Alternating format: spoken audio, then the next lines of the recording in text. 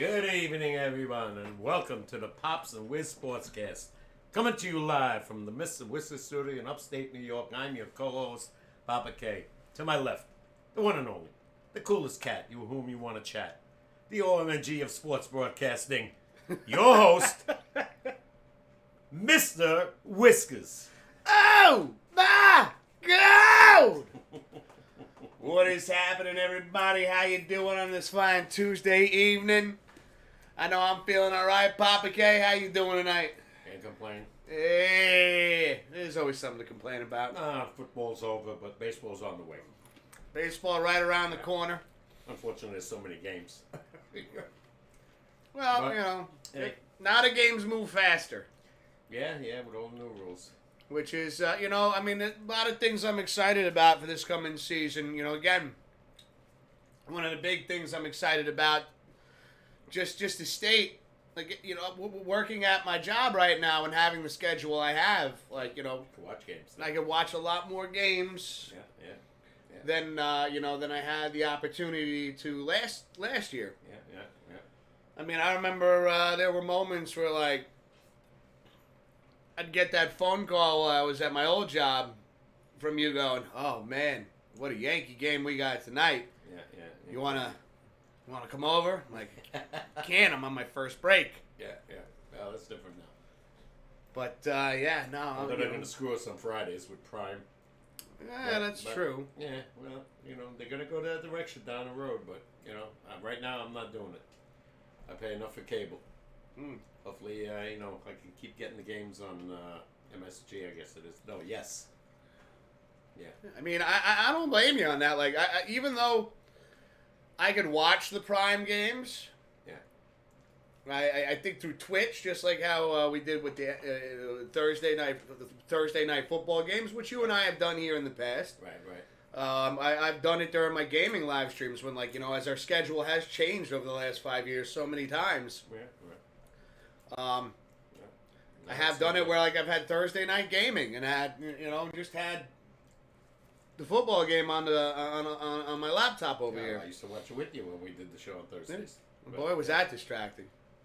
Yeah. Well, you know me. I'm like constantly looking at the left screen. I'd be like, "Pops, what do you think about?" You're like, Yeah, no. hold on a second. I'm glad. It's third and Especially if two. it was the Giants.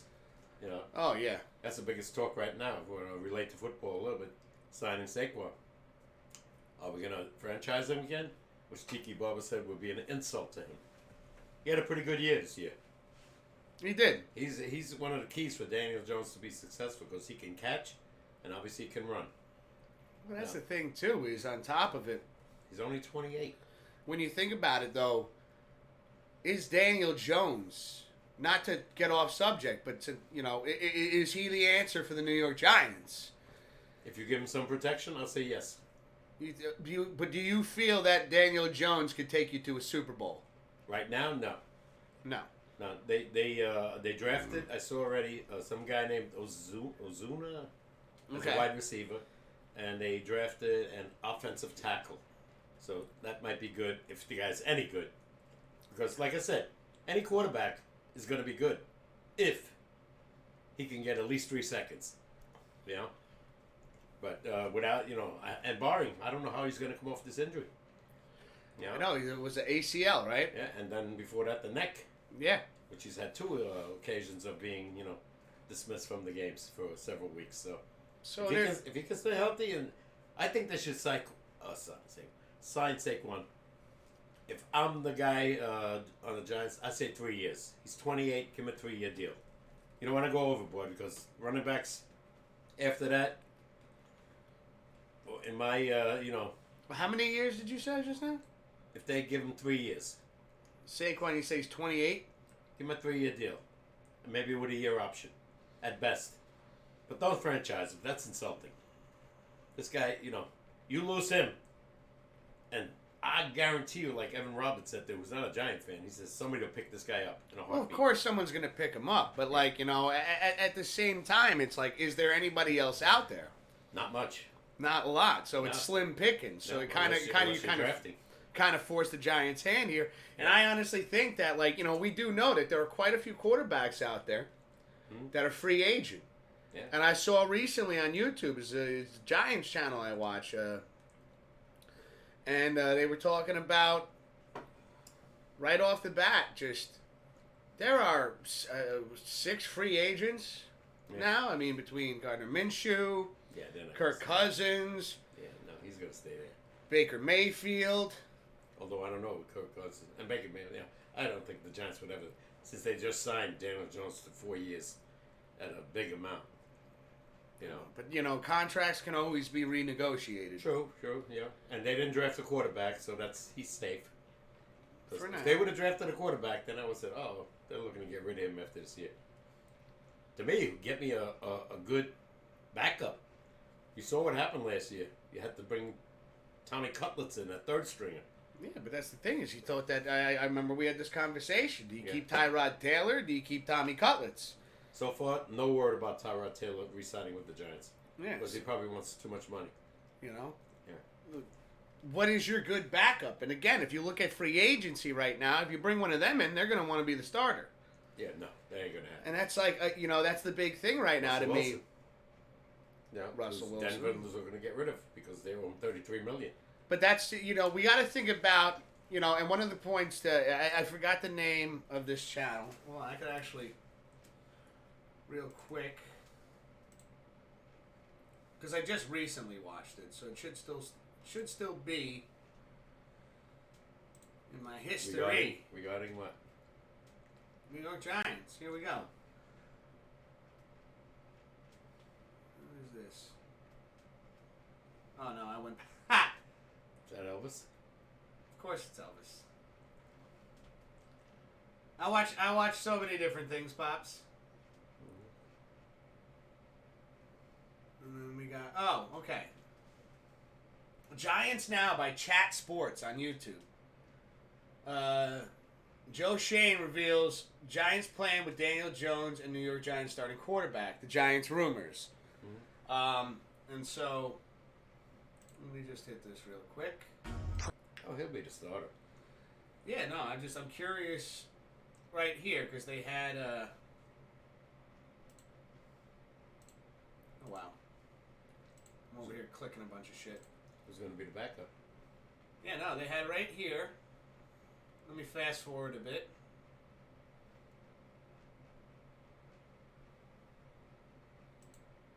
So yeah, it was Kirk Cousins. Top free agents would be Kirk Cousins and Baker Mayfield. But one of the things that again, Giants Now by Chat Sports. One of the things that they mentioned is you're looking at like that's too much money for the Giants to spend. Yeah. But then you got Ryan Tannehill. Yeah. As a potential option. Yeah. Does he want to be a backup? Because Mm. he's not starting. He's coming in. I'm just Pops. I'm not talking about what's definitely going to happen. Yeah. Again, we're not talking about definites here. We're talking about what would you like to see. I'd like to see him play one more year. You want to see him play one more year, but like, yeah. I just want to bring up, and he's going to start. So that is a definite. There are no ifs, ands, or buts. He's starting. Well, right there, I understand that, Dad. Yeah. I get that. Yeah. I don't care about that. Mitchell Stravinsky, that could be a good backup. This is what I'm saying here is these are Jacoby Brissett. Giants free agent QB targets right now. Even Sam Darnold. But the other two? Say the names out loud because people can't see Ryan this screen. Tannehill and Gardner Minshew, in my opinion, I'm sure they all would probably want to start. Especially the Minshew started for the Colts the whole year. Yeah. And Ryan Tannehill, I guess, he got the gate from Tennessee. And he didn't do much there. I think they got to one playoff game, but I don't see him, getting a starting job unless, who knows? I don't know. What team thinks that they're unhappy with their quarterback? You know how many changes are made after week 6? I know. When I'm looking at this, Dad, and I'm sitting there thinking, like, if the Giants could pick up one of these quarterbacks, because let me tell you something, I'm starting to get that feeling right now between the injuries that Daniel Jones has suffered. Yeah. And it just seems like every season is just kind of like a gamble. Is he gonna play the whole season, or like how much time is he gonna miss? That's why I was shocked that they gave him that contract. No, he isn't. The only reason they gave him that because they made the playoffs. And won an away game. Yeah. And that's something. There was excitement there, but after that, there was nothing. And then this past season, is just proven to be Nothing again. You know, again, there hasn't been a lot offered on the table. Like there hasn't been a lot that Daniel Jones has brought to the table in regards to success. None. You know, and it's very minimal what he has brought to the table. Again, in his defense, give me somebody who can protect me. I'm tired of running. You're getting sacked 6 times a game. That's not good. But here's the thing, too, is that they did give him weapons. Yeah, but they didn't give him an offensive line. I don't give a shit who weapons you got. You could have Tyreek Hill and Stephon Diggs on both sides. If you don't have time, you're going nowhere. Well, I mean, out of these 5 picks right here, excluding Baker Mayfield and just totally brain farted. Excluding Baker Mayfield and Kirk Cousins, because you know they if they even thought about coming to New York, you're talking major money. Yeah, then they would have to do a trade. They'd have to trade Daniel Jones to Minnesota and get this guy and re-sign him to a new deal. But I'm seeing like these last 4 names here: Gardner Minshew, Jacoby Brissett, Sam Darnold, All unsuccessful. Mitch Trubisky. All unsuccessful. Done nothing. Yeah, but could they fit with the Giants' scheme? Backup only. That's it. They're not starting. Sam Darnold was the backup to Purdy in Frisco. You know, what did he play? 20 snaps?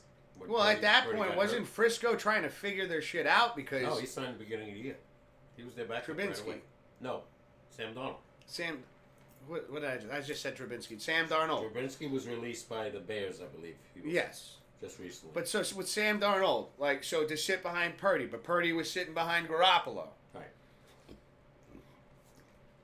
I mean, all in all, my big thing is I don't think that Daniel Jones is the answer anymore. And this past season, I'll go with you on this, Dad. One more season. But if he gets hurt in week 6, Dad, you're not. Where are you going to get protection from? Well, like I said, who would they sign? They drafted an offensive tackle. Maybe he's any good. Yeah, but they're never. Again, the chemistry has to. One of the things that we've learned about the defensive line and the offensive line is chemistries need to be created. They don't happen overnight. No, look what the Cowboys did 5-6 years ago. Yeah. They drafted these guys year after year. And they wound up having the best offensive line in football. The chemistry built there. Yeah. And that was not that again was something that, like you said, happened over time, but it was the right puzzle pieces. Every year they had it worked. And they worked. Then these guys got hurt or left. How rare is it? Yeah. Because again, the second that split up, Ezekiel Elliott wasn't getting 1,400 yards a season. The offensive line we had was 2007 to 2011. Mm-hmm. They protected Eli, even though he took some beatings. But those guys weren't bad. I know, but listen, the offensive line, if you want to talk about 2007 to 2011, 2007 to 2011, Eli didn't have it. The offensive line, I'd say maybe the best part about that offensive line was the center. I don't know what games you were watching, but I remember watching him pulling clumps of fucking turf out of his helmet. That's not the strong signs of it. But in general, they were good. They gave him some time. Yeah, good is not great. No, great is very good. Rare. Does not get again. You don't see great that often. No offensive line. But that's what I'm saying is Tom Brady probably had the best offensive line for years, and they changed every year with Belichick. Well, it was one of those things because they knew that Brady was a pocket passer. And short passes, and later on, he developed, he had Amendola, he had what's the other guy's name? Edelman. He had guys, Gronkowski. Moss. Earlier, that was that was 2007. But he had guys that he could throw. Yeah, 2007, the undefeated season. Yeah, he had guys that he could throw. Almost. He had guys that he could throw 10-yard passes to and get yards after the catch. You got to remember too, he had Gronkowski. Was damn good. But again, like when we're talking about the New York Giants here, it's By the way, we don't have a good tight end. We haven't had a good tight end. They got what is it? They got Hyatt. No, that's a wide receiver, right? Yeah. He didn't do nothing the whole year. I thought he was going to be great. Well, that's because we went through 3 quarterbacks and in a blink of an eye. And he was a deep guy. You never had time to throw it to him because you were being sacked. Give me 3.5 seconds. The guy's going down the field. He's doing a 4-3. You need a quarterback that can adjust on the line. Yeah. I need somebody that can adjust on the line. You know, one of the things that I like that the Giants did with these kind of trick plays where it's either going to Saquon or Daniel Jones was going to run the ball himself. Yeah. But at this point in his career, I understand we had a bad season.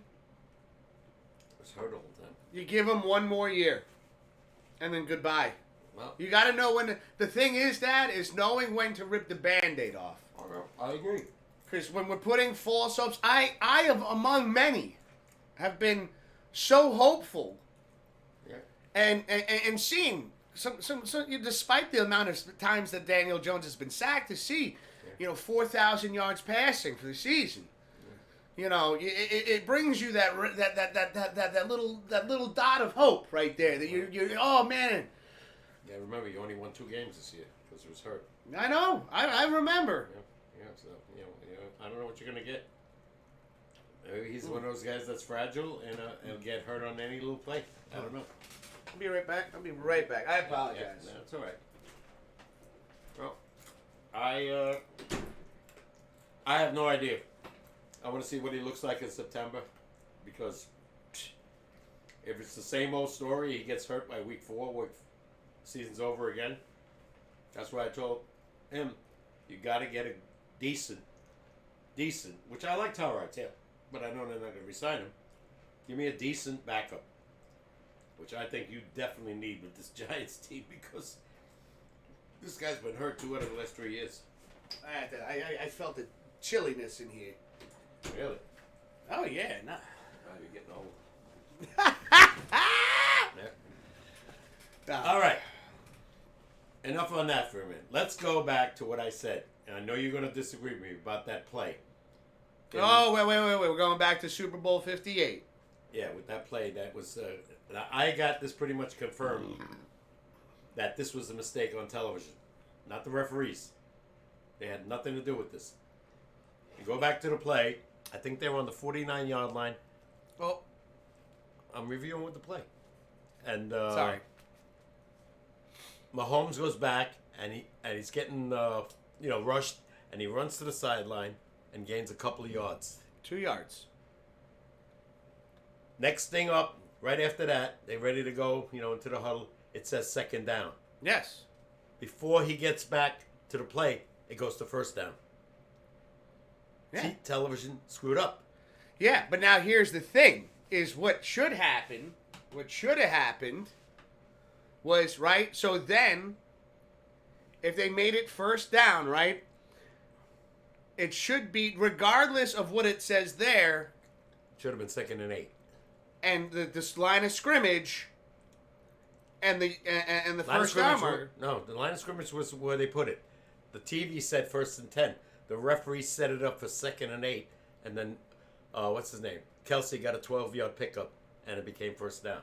But television screwed up. No, Kelsey got the 12-yard pickup before. No. Okay. No, I saw it. It happened right after that. After that rush that he went outside out of bounds. Yes. Okay. Twice. So then Kelsey got the first down. Yeah. Which was 11 yards. 12. 12 yards. Then Mahomes runs out of bounds. No, this was before that. Before the out of bounds play, Dad, listen to me. Kelsey caught the ball. No. Are you kidding me? No, I saw it. He went. I have it on my Discord. Oh, and something's wrong with the Discord because he ran out of bounds, said second down, and when they were ready to snap the ball, it says first down. Mahomes throws the ball to Kelsey, gets 12 yards. I saw it twice. I watched it that night, like over a dozen times. Well, evidently they said TV screwed up, and the referees did not screw up. But the play was Kelsey got the first down initially, and then the next play, Mahomes ran out of bounds for 2 yards. Right. And then they said second. And then they threw it to Kelsey again. Yeah, it should have been 2nd and 8. They put that okay. Then they put first down, and then Kelsey did get the first down on the next play. But the problem is, Dad, and this is where the problem is. Sports, we're going to this. Right here, this is after the fact. And this is that. You see the yard lines? Yeah. Chat, I'm going to bring this up together. This is also in my Discord. Should be 2nd and 8. Right? Hold on.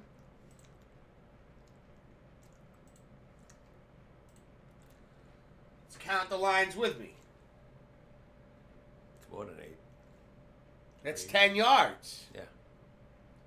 This was after he ran out of bounds. Yeah. Directly, when you look at the time, 1 minute 32. They were given... it was well before that. No, I have it marked. Uh-huh. Yeah, it was within the 2-minute warning. You start the video I have the video here too. Mm-hmm. I can't air that. I don't have the rights to that. But this picture right here, it shows you everything you need to see. When you watch it and chat, ladies and gentlemen, people that are watching this later, check out my Discord channel. You can see it in the About section of my Twitch channel. It's a clickable link. You go to Sports Talk. I have in there the Super Bowl, and I have a timestamp underneath it that says what to fast forward to. You fast forward to 1 minute and 58 left in the fourth quarter. And you see, this was the play after Mahomes ran out of bounds for the 2 yards. That's more than 8 yards. So they screwed up. They gave him a fresh set of downs. Now, again, the big problem with that is what I said on the phone to you. Your offensive scheme changes.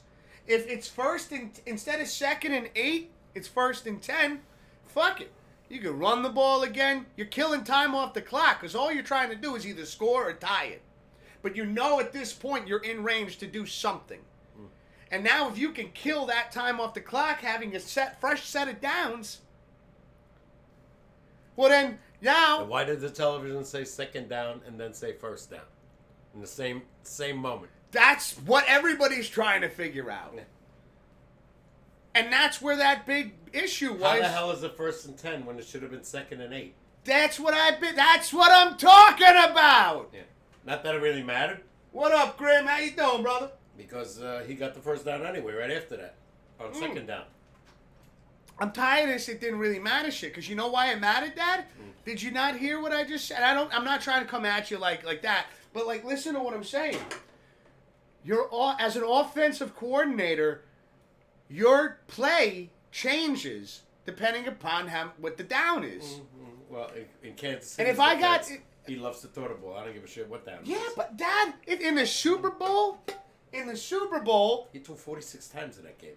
Dad, I can't believe that this is even a back and forth right now. So what do you think was wrong here? What do you think? I already stated. Who screwed up? Who screwed up? That's one thing we'll never get to the bottom of. We'll never get to the bottom of it because no one is going to admit that they fucked up on the Super Bowl. Otherwise, this would have been a bigger story. That's what I'm saying. Why wasn't it?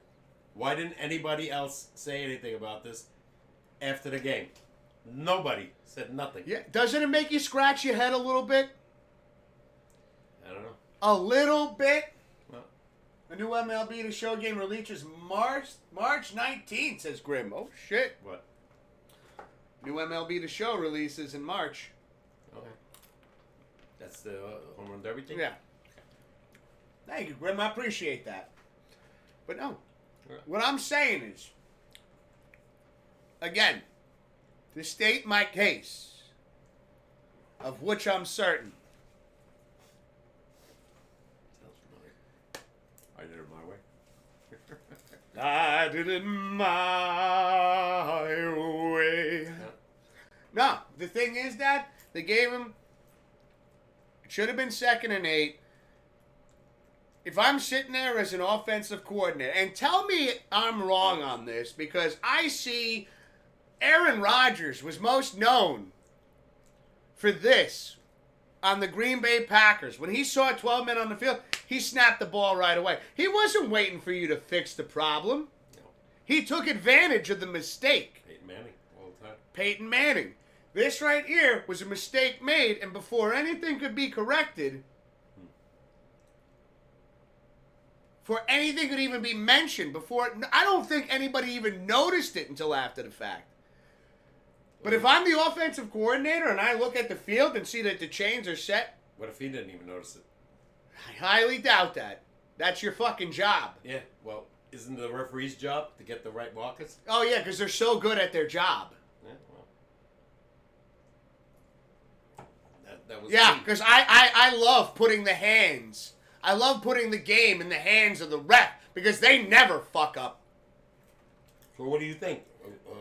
Was it to advantage to Kansas City or Frisco? Or it was a big advantage to Kansas City because, again, when you look at this picture, a minute and 32 to go, a fresh set of downs, 49ers have no timeouts left. What are you going to do as Kansas City? Short passes, run the ball. You have time to come up with a plan.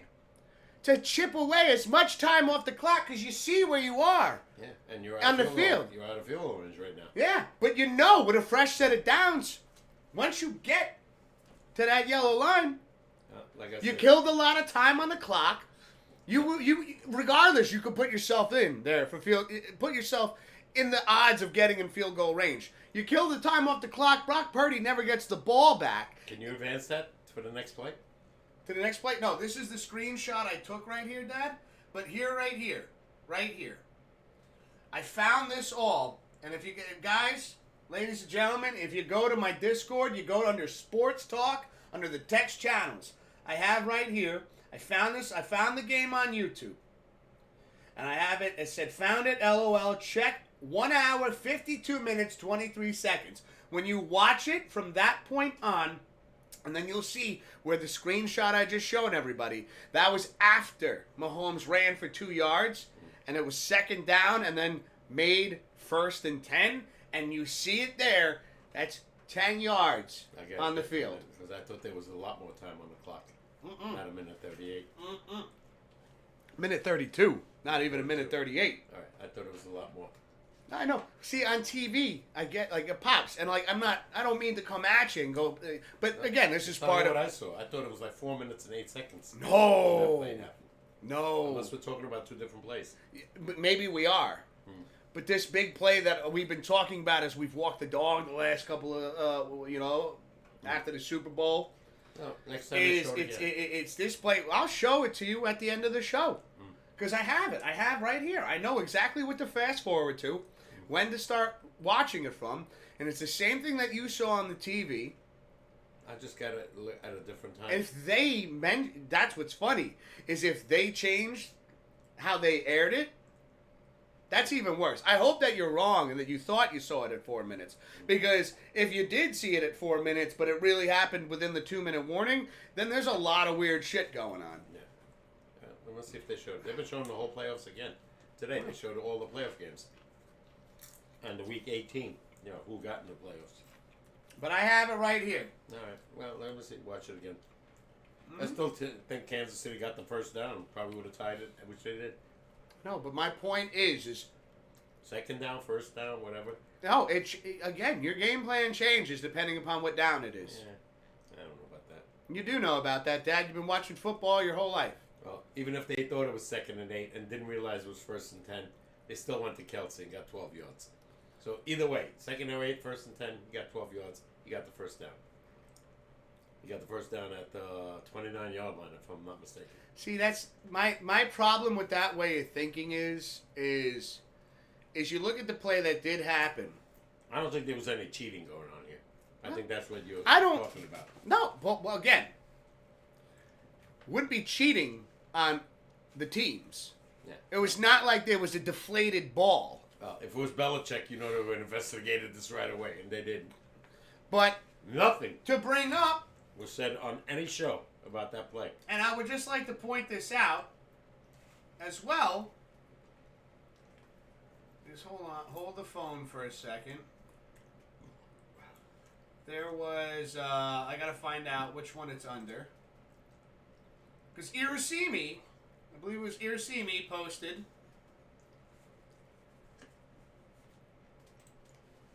one of these. I think it's under general. Which we could watch, too.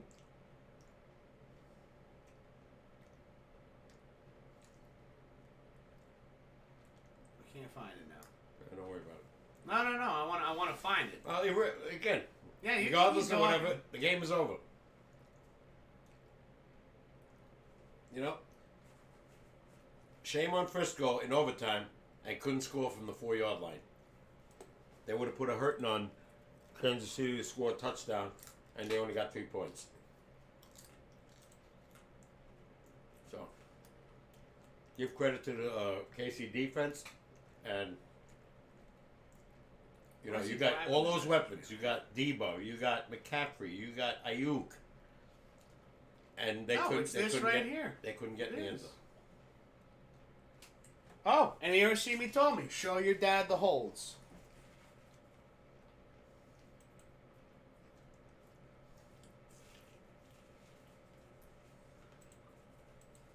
Which is hilarious right now.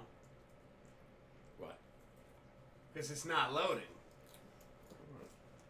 Well, I don't want to waste the whole show on this. I'm not wasting the whole show on this. Here you go. Right there. What about it? Look at all the holding. Oh, yeah. Well, I told you, they let him play.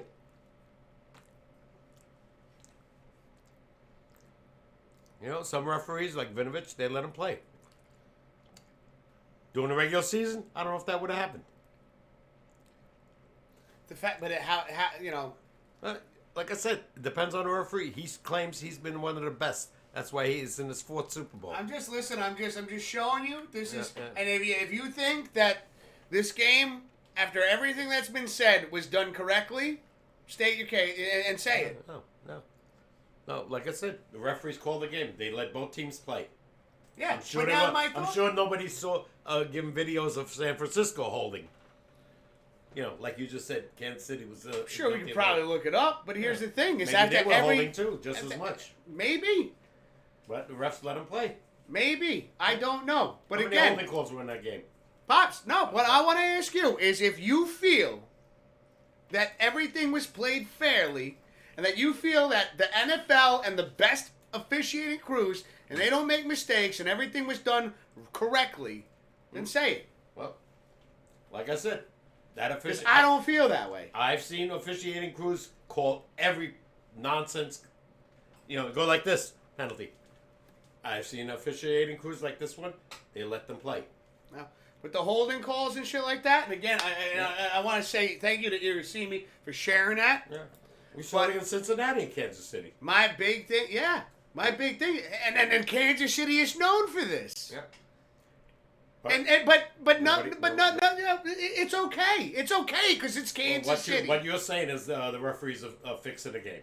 That's what you're saying, basically, and that has never been proven. Yeah, how are you going to prove something like that? No. Something that makes billions of dollars? How many do you... How could you prove something like that? You can't because they don't get because interviews. nobody, No. And you get the guys that do play-by-play, Super Bowl 57, the last play when Philly got called for holding.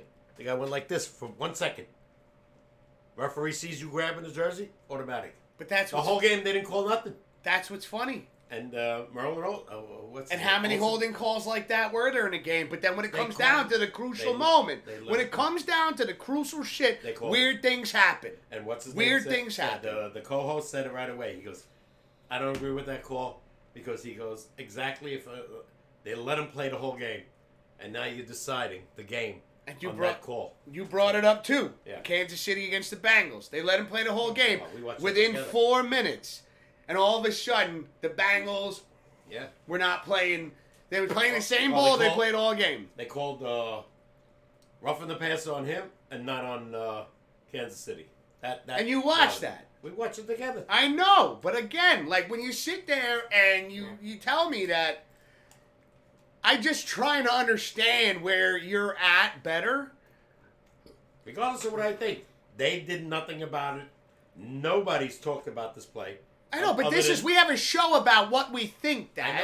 I know that. I'm just saying, nobody in the NFL said anything about that. Don't you think they would have?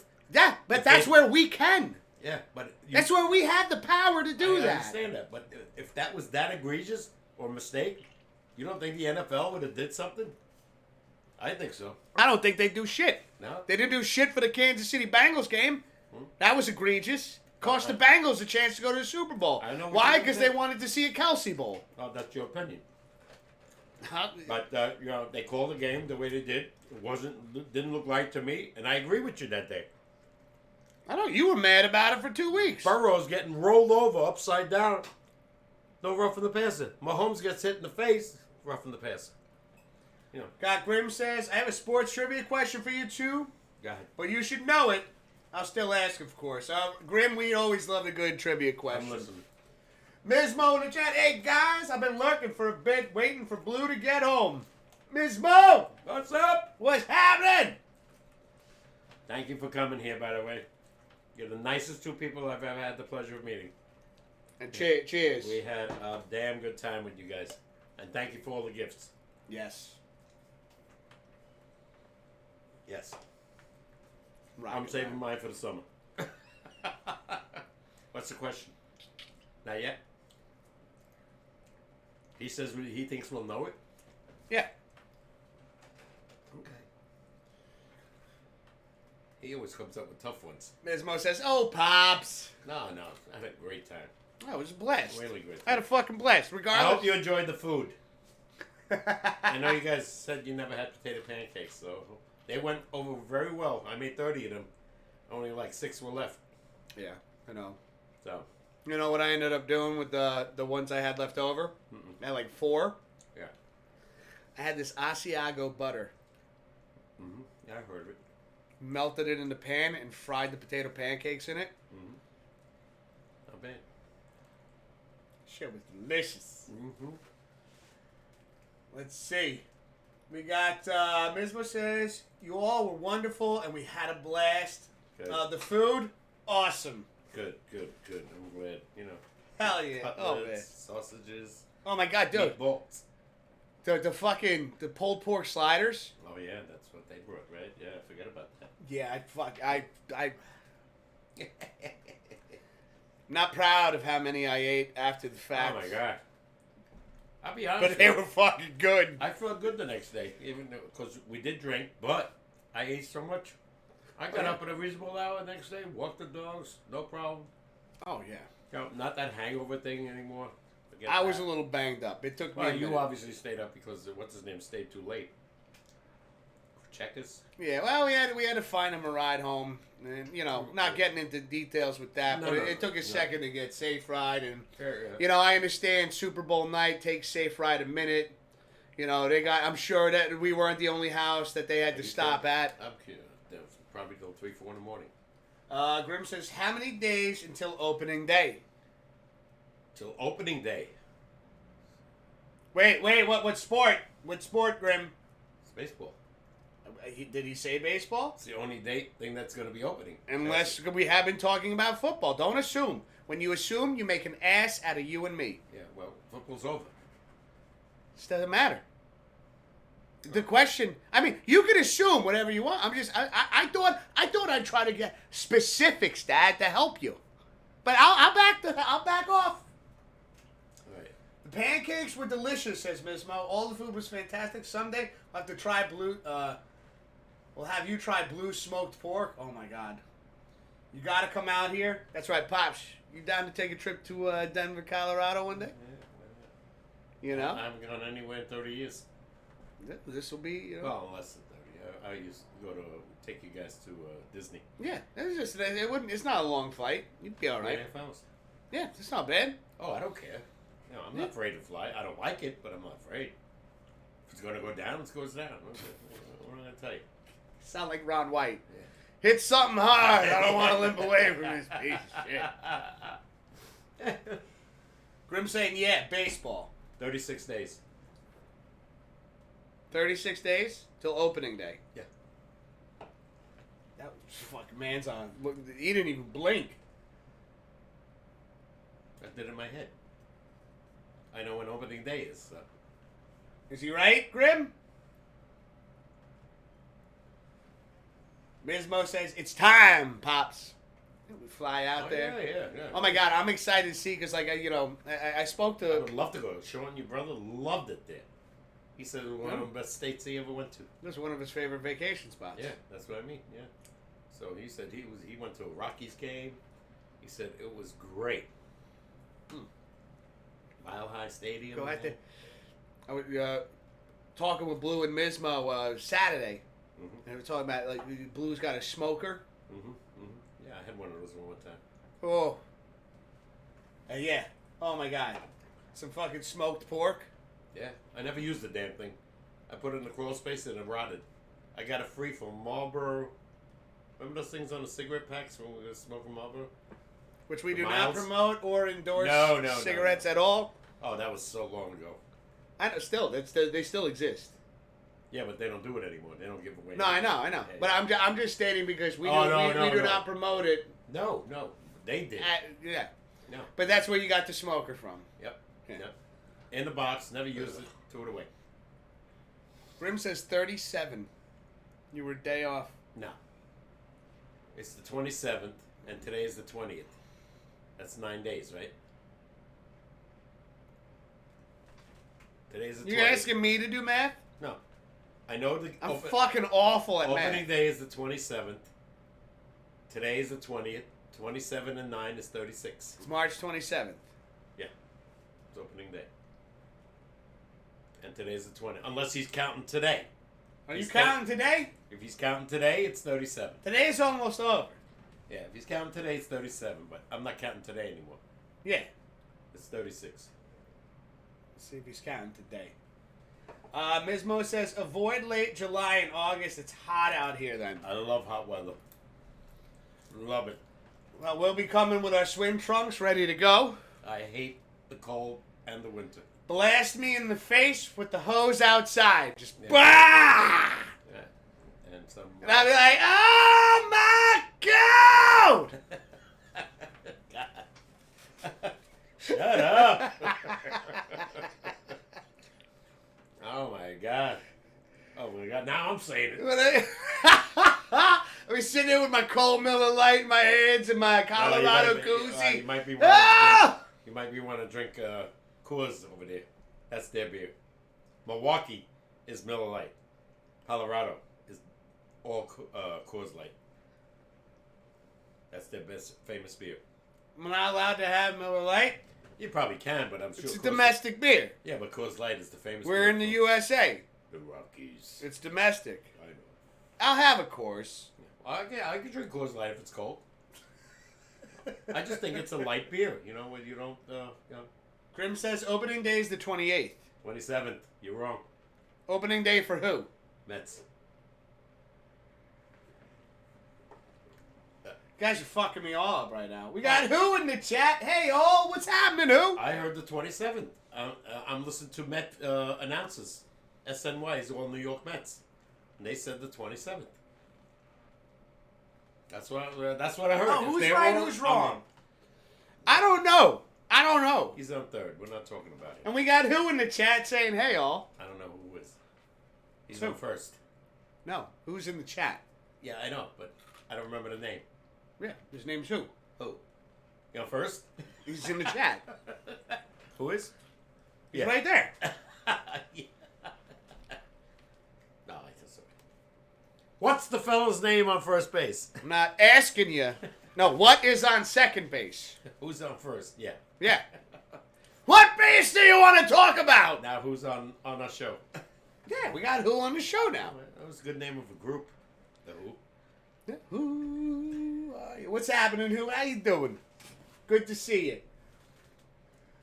Besmo says, we do have a big water park about 20 to 30 minutes away.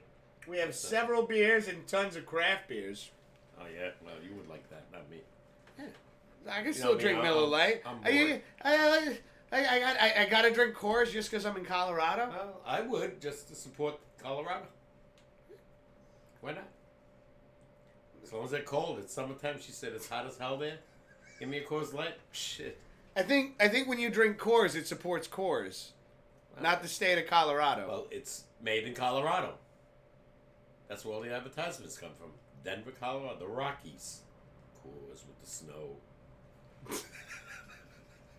What's his name? When the mountains turn blue, Sam you know your Elliott beers. was the guy the announcer? Yeah. Great. He's got that great voice.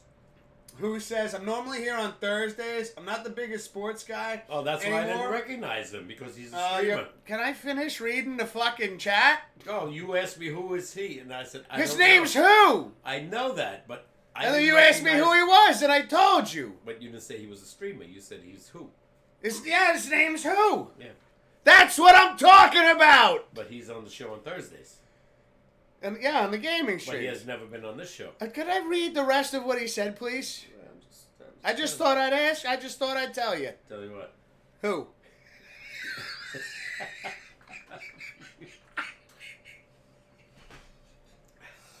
What's the guy's name up for? No, what's on second?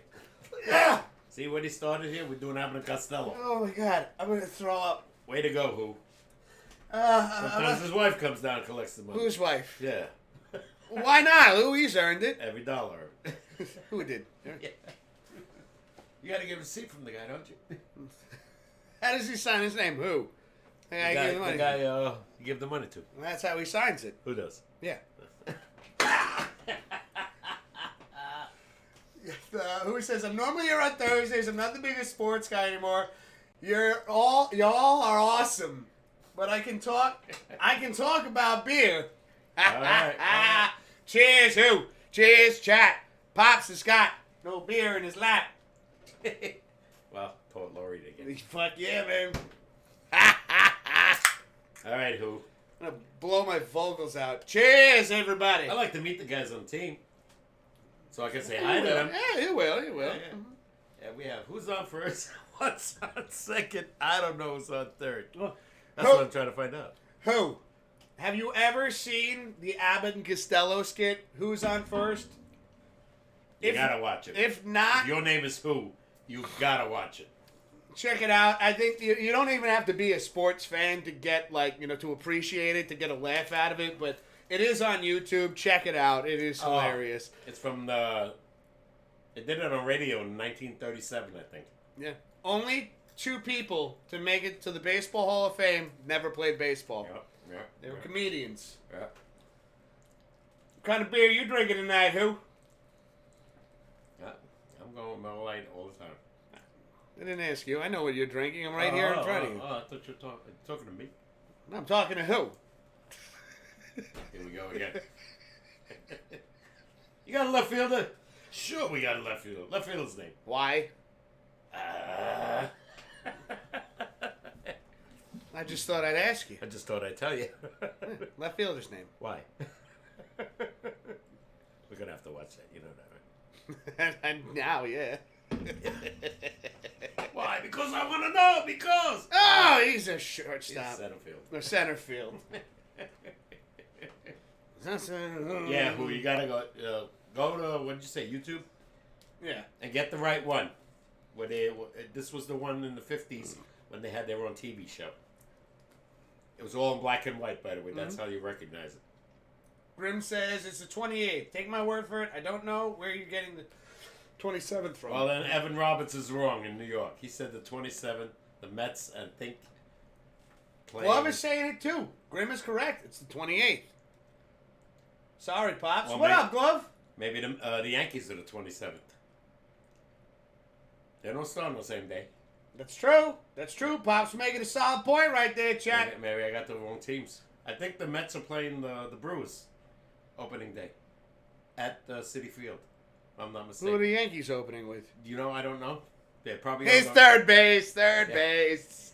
I think since the Mets are home, I think the Yankees have to be on the road. Right? Third base. I set you up for that. Very good. I'm waiting for him to just throw a handful of popcorn at my face. Don't do it. Don't do it. I wouldn't waste more popcorn on you. Ouch. Not even. Ooh, man. Just for that, you can have Hershey's. Dark chocolate? Yeah. Thank you. Can't get any darker than this. Yeah, who? You gotta watch it, man. Check it out. Yeah, now that you have that name. Watch the next guy that comes on the show. His name is Watt. Now I'm really going to be confused. I think I might pass out from laughter. just, I'm sorry, Dad, but your confusion alone going, wait, who are we talking to? I'm not talking to who, Dad. I'm talking to what? I don't know. He's coming up next. No. Who asked the question? What answered the question? I don't know. We're still thinking about it. We got a bunch of days on the team. Tomorrow's pitching, today's catching.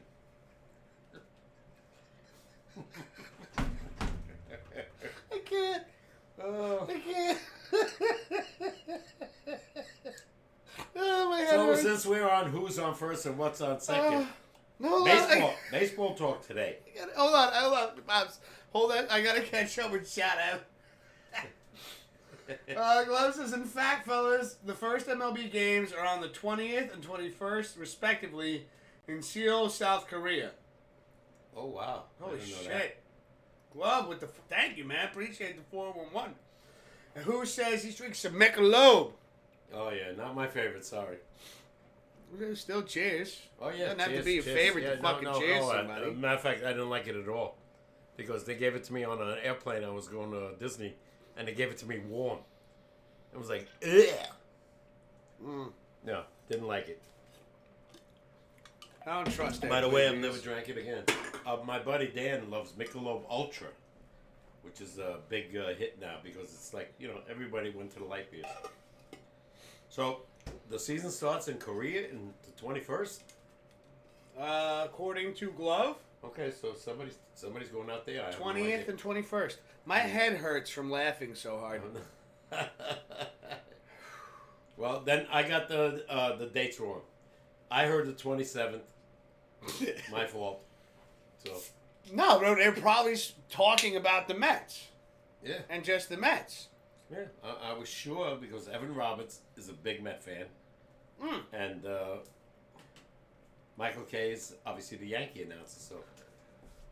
Well, you know what though, Pops? We'll throw a curveball right back at him, huh? Go ahead. Grim, we see a trivia question and we raise you one as well. We have a trivia question ourselves, ladies and gentlemen. And we're at the 57-minute marker, so it's about time for our first break. Chat? I don't know the answer yet. He doesn't know. I came up with this trivia question. Now you looked it up. No, I didn't. Oh, you didn't? Oh, I thought you No. looked it up. Came up with it. Okay, go. How rude. Oh, no. I saw you on the phone. Well, yeah, no. I saw something on my phone that I then put a trivia question together in my head. So I came up with it. Give it to the audience. Go. I don't like your altitude right now, Pops. No. Oh, wow. Is that late already? Altitude? Guy. Your altitude. Did anybody get last week's? I don't remember last week's. The quarterbacks that have won 15 or more playoff games? Yeah. Oh, did? Okay. Yeah. Okay. See, Glenn says I was drinking yesterday. Obviously, you've seen me at the bar with my Miller glass. You saw him? We know what he looks like? I do. You don't. Oh, okay, all right. Is he a young guy? He's younger than me. Oh, boy. Wow. So he's older than you. Shit. Up here. Nah. You like what I did there, Glove? Glove Clan? Is that him? Glove Clan OG. OG. I don't know what OG means, but... Original gangster. Oh, God. Give me a break. Yeah. Original gamer. Okay, that's better. The gangster part I don't like. Well, listen, chat. Ladies and gentlemen, here's our trivia question to you. The only thing we ask, don't look it up. Talks amongst yourselves. Talk together in chat. Talk to if your wife, your husband, or your mom, or your dad, or your brother, or your sister, or your cousin, or your aunt, your uncle are in the next room. You went through the whole thing. Your grandma, your grandfather. Yeah, what if they're not here anymore? Then what? Well, then you can't ask them. It's just whoever's in the next room, Pops. You ask them too. All we ask is that you don't Google it. Can I call up Kubi? He might know. You know, he's damn good. He's not in the room. No, I said, can I call? You want a phone? Phone a friend. When we go on break. See if he knows it. Okay, this is true. Chat, here we go. Go. He says, no, Pops, it's my initials, Glove Clan. I don't get it. What do you mean? OG is his initials. That's his real name, you mean? Yeah. Oh, okay. His real name is Original Gangster. No. You don't know. No. All right, ladies and gentlemen. Here's your trivia question. And it's football.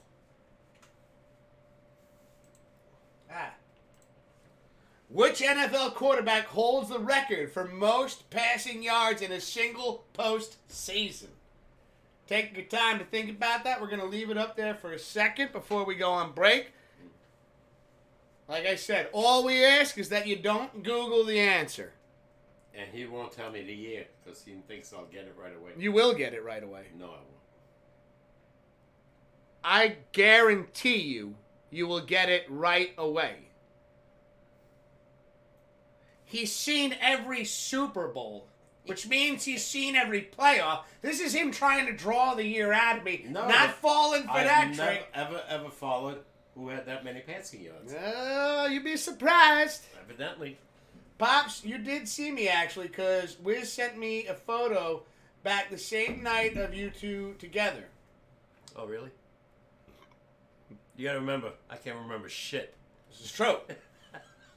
This is where I get it. I can remember. This is where I get it from. I can remember who the quarterback was in the first Super Bowl in the name of Bart Starr. But Blue is in the chat. Hey, Blue! Saying Dan Marino. It is not Dan Marino. Nice guess, though. It's good seeing you, Blue. Eli Manning. That's what I'm thinking right away. Because he had a phenomenal postseason. I remember that time. Am I right? Is he right? I don't know. Right. Sounds like I'm right. We'll see. We'll be back in a little bit. Don't go anywhere, meow.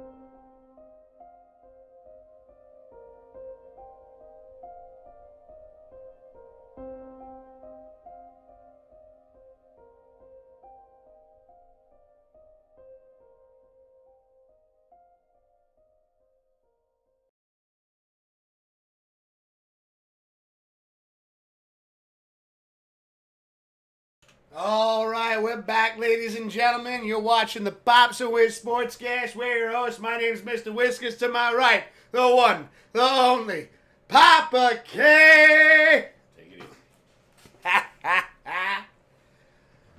Well, ladies and gentlemen, we've given you the trivia question, which, by the way, Glove, you had me fucking cracking up on break. It's emotional support thing. I noticed you're clean shaven now. I think the last time I saw you, you rock a little goatee action. Looking good, brother. Looking good. Cheers. Well, Cheers. I never saw him with the goatee, so. Right back. What the hell? He looks good, though. He looks good with the goatee. He keeps it nice, clean. Okay. Yeah, look good. Clean shaven, too, brother. So, we got Passion in the chat saying, "What up, Pops and Wiz? What is happening?" Passion. Passion. Just talking about you Saturday. Yeah. Passion. I've been practicing. Yeah, me too. You've been practicing for the speed run race as well? I didn't know you were involved. No. You want to commentate? No, I've been practicing on who's going to win opening day. All right. Talk today about baseball. Wow. Well, hold on a second. Let's get the trivia question out of the way. We got it. Well, no, you got it. No, I got it, but nobody else got it yet. But now chat has thrown it in there as well. Mismo, it wasn't Tom Brady. Blue says, I'm going with Pops, Eli Manning. Grim's going Eli Manning. Ladies and gentlemen, it is Eli Manning. You ready for this? Can you name the year? Well, I did already. Let's do it again. 11. 2011 is correct. And you ready for this statistic right here? You ready for these numbers? In 2011, Eli Manning, he is the only quarterback that has thrown this many yards, the highest in postseason, in a single postseason, 1,219 yards passing. Wow, that's damn good. Wow, I didn't know that. And then they beat Tom Brady. Yeah. In the Super Bowl. Manning, the major catch. That was about a 40 Manning, pass. right over there. Yeah. Unbelievable catch. Yeah. Well, the footwork was the major part. Oh yeah, we got that picture right there, and that was signed by Mario Manningham. Yeah, and Belichick right away.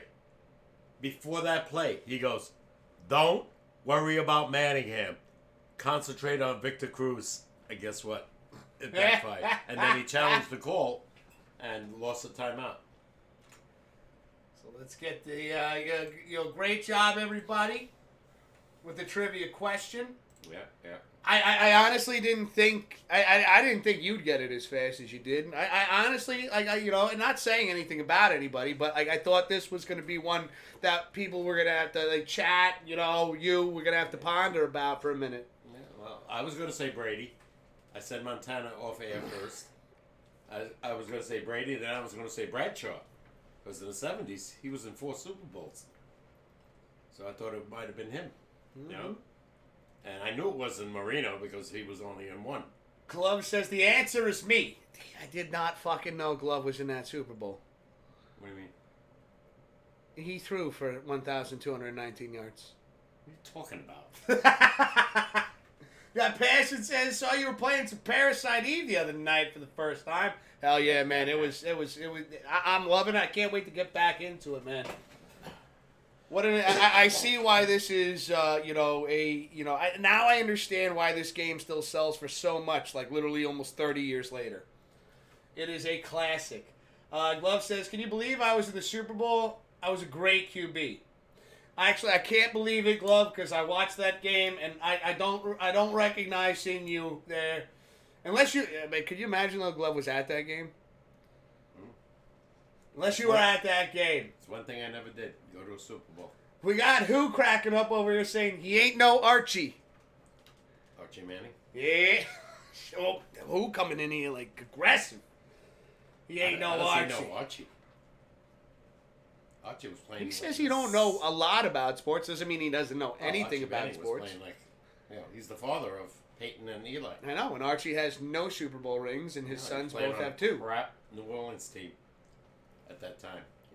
Terrible team. He was a good quarterback, but he was on a bad team. I'm just saying who. He might not be Archie Manning, but he is 2-time MVP Super Bowl winner Eli Manning. Does our audience think I do? Peyton's already in the Hall of Fame, right? I don't know. Is he? Unless he's not eligible yet. But I think is Peyton eligible? Is he in there? Chat. I think Eli should be in too. I think so. I don't know if they'll. I think so. Yeah. I mean, I think he's got the stats. He's got the numbers. 218. Was it 216 or 218 consecutive games played? 2 Super Bowl MVPs. 2 Super Bowl. Yeah. Come on. He was the reason. And again, he's the only one that holds the most passing yards in the postseason. Yeah. No. I don't know if he's eligible yet because I think it's like baseball. They wait like 5 years. Maybe. But unless it's a death. Like Roberto Clemente died in a plane crash. He was immediately entered into Baseball Hall of Fame. And rightfully so. He's got to go to death. Well, that's what happened to him. He died in a plane crash. No, but let's not hope that happens. No, I'm just saying that's the only time. I know you're not hoping that. No, I'm just saying that's why, people think, certain guys should be in the Hall of Fame. Don Mattingly, to me, should be in the Hall of Fame. Pete Rose should be in the Hall of Fame. They're going to say, Joe Beningo is a diehard fan of Barry Bonds. What's his name? Who's the other guy that was on steroids? Mark McGwire. Sosa. I mean. What's his name? Roger Clemens. He thinks they should all be in the Hall of Fame. No. And I disagree. Well, they took performance-enhancing drugs. Yeah, I disagree. But his Pete Rose gambled. Gambled, which says on every clubhouse, absolutely no gambling, or you will be eliminated from any. I know, but I still think it's stupid. Yeah, well. I think it's stupid because it's like, but we want guys that took HGH or steroids or performance-enhancing drug, anything that enhances your performance on the field. I disagree. Because they had to face players that didn't do it and still were good. Mike Messina, He says Manny Ramirez, right? Guaranteed a steroid boy. Poppy, guaranteed it. It's in the Hall of Fame. God Glove says, why do you think they call me OG? Okay, because it's your initials. You said that. Who says, if you do football knowledge before 2012, I should be good. Before 2012 or after? Before. Okay. Well, we will make sure that we come up with some trivia questions for you. Mm-hmm. We got you. Like your style. Ms. Mo says, yeah, Peyton is in. And Grim confirming it as well. Glove says, I'm waiting for the Travis Kelce Taylor Swift tour. I hear Kelce hits a good high C note. Yeah. Get it. I get it. I think I get it with a high C note. C for coach because he fucking hit Andy Reid. Yeah. And of course, he apologized for that in the heat of the moment. Andy Reid thought nothing of it. It still was unprofessional, But again, like when the game high stakes, I'm not for that. No. Like that's your coach right there. We don't know that because their emotion is so high. No. I watched it. It was the Kelce, Jason Kelce and Travis Kelce have their own podcast, and they talked about that. And Travis was like, "I was in the moment. Yeah. I never wanted, I never meant to disrespect Big Red, as they call him, Big Red." Mm-hmm. And he goes, "He's the only coach I want to play for. If he retires, I'm out." Yeah, well, he's not retiring. He already said it. He's coming back. He's coming back another year, and hence Travis Kelce's coming back another year. And why not? Travis is, I think he's 33. Probably be 34 by the start of the season. So he's 34. 34, okay. He's 34 because Jason Kelce's 36, going on 37. Yeah, and he's coming back for 1 year. He's coming back for one more year, which I think that's great. Yeah, they both, again, I'm 30. Chad, I'm 36 years old, and that's very inspiring to me to see like these guys going and how brutal that game is, and to keep coming back He's for on more. a good team. Oh, they both are on good teams. Without a doubt. Like, what's his name? Travis thinks that, you know what? Or Jason. Jason He Kelce. thinks he might, with Jalen Hurts, that they're going to be back in the Super Bowl. And I wouldn't doubt it. I don't doubt it at all. Maybe he wants to be there for one more ring. I think Jason Kelce up there, and this is as a Giants fan saying this, and it kills me to say it, but he is by far one of the best centers I've seen play the game. No. We had one of the best in 2007 and 11. Mm-hmm. But, everything changes. We got Blue saying, "Damn, Wiz, you're old."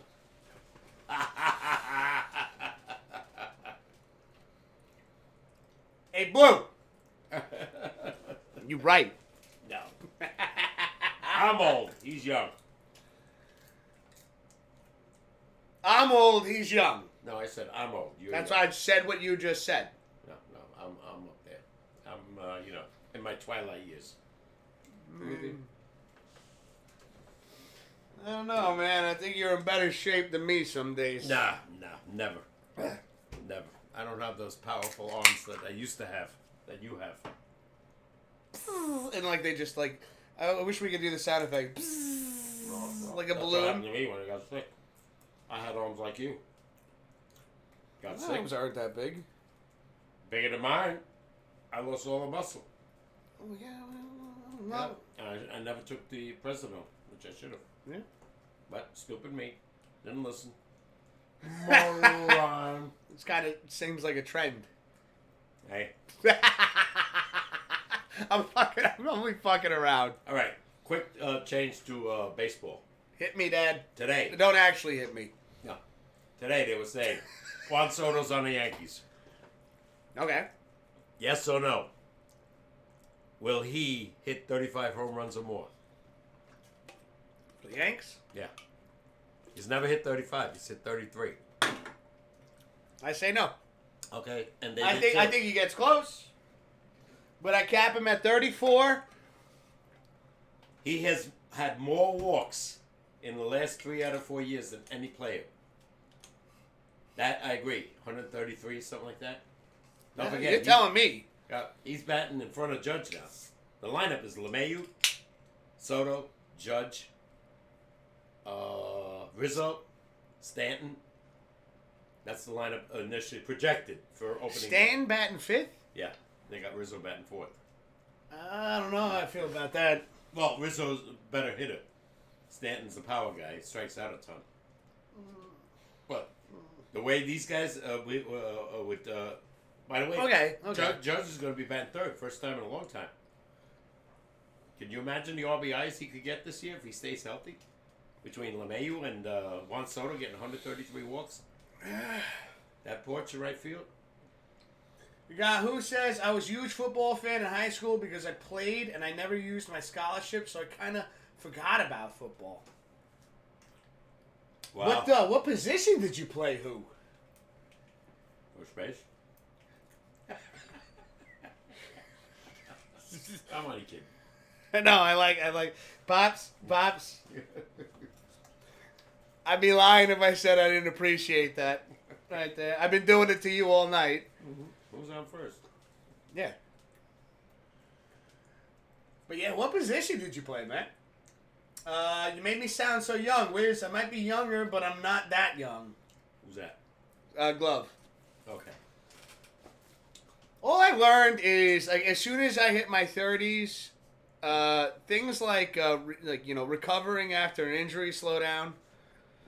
Yeah. Health. In general. I could get over like strep throat in my day when I was in my 20s in 3 days. Yeah.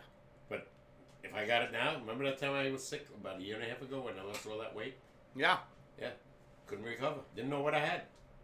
You know, your brother had the whatever this last week, out for 5-6 days. It's one of the reasons he didn't want to come and watch the Super Bowl. He goes, I don't want to spread it. I didn't know what I had. It's easier to recover when you're younger. That's the point. Oh, yeah, your body just snaps back. And you're stronger, your metabolism, your immune system. Yeah. It's much better. When you're older, I'm seeing it like, listen, I still got some youth to me. But I'm on the wrong side of 35. All right, 40 is staring at me, going, "Well, come on." Oh, no, you know you got, this. You got 4 years to go, 4.5. Look at that! I got like dove feathers growing out of the side of my head. Look at that! Yeah. Look at that, Dad. I was great way before you. Oh, that's because you had me. Oh, no. No, it's because I watch the Giants, the Rangers. By the way, we're doing very well. Will Juan Soto win the batting title? Another question. No. No? You know what? You batted .323 last year. Not bad. I'm just saying, you're playing for the Yankees now. One or two things happen when you sign that contract and you put the pinstripes on. You either live up to it or you fail under the pressure. And then he'll be free agent, by the way, next year. Let me catch you up over here. We got Mismo saying, "I don't know, Pops. I remember an incident with a truck and you won." That's right. What? You got hit with an SUV. Oh, yeah, but I mean, he was going slow. And he was doing... He knocked me about 12 to 15 feet. Yeah, and that was on the night we were doing the show, and you came over. Papa K didn't even tell me about this, yet he tells my wife, Jay Swift. Yeah, I did. And then she goes, "Wait, Pops is coming over tonight to do the show?" I go, "Yeah, it's the show. It's the time to do the show." And he goes, "You know, he got hit by a car." I'm like, "What?" He goes, "He didn't tell you. He told me he didn't tell you." I was like, "Time out." I don't want to worry anybody. You didn't think that information was going to... You told the one person that lives with me, that is married to me. Yeah, well. You didn't think that she'd, like, kind of spill the beans a little bit? Yeah, but like I said, I hurt my leg a little bit. Yeah, and this guy over here... And that night, I gave you the Superman shirt. Because you fucking... You literally are Kal-El. Yeah, right. Got hit by a fucking SUV in a parking lot. Gets up and says... Well, it wasn't that easy. "I got a show to do tonight. Do you know who you talking to right now? This is Papa K." I had to go shopping that day. They wouldn't let me go, and I went and did my shopping. Fucking get it by a car. Limping because my right leg really hurt. Because not from the hit, from the fall. You know what I tell you though, Pops? When we do this, like when we... by the way, the Home Run Derby will be coming back. Pops has said it's official. But like what we say in Home Run Derby, what I say in Home Run Derby, and this is definitely speaks a lot about Papa K. We will not go quietly into the night. We will not go down without a fight. We will finish our shopping and do the show tonight. Bothered me that day, though. It hurt. Yeah. But you know what? I fucking bet. That guy was scared to death because he thought I was going to sue him. He was the guy that caused the accident. He didn't pay attention. He was probably on his phone. I don't know if he was, but I remember the guy on the left went like this, gave me the wave to go walk across, and the guy coming this way, signal, didn't see that. And he came. So I'm walking, he came and he bumped me. Probably thought the wave was for him.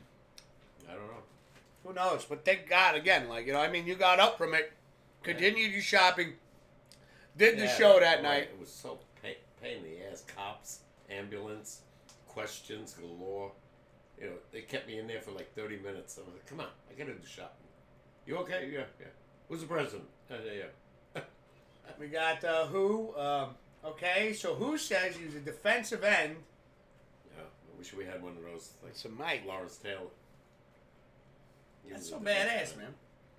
Mismo says, "Oh my God, Pops with the jokes." Love Laurel and Hardy.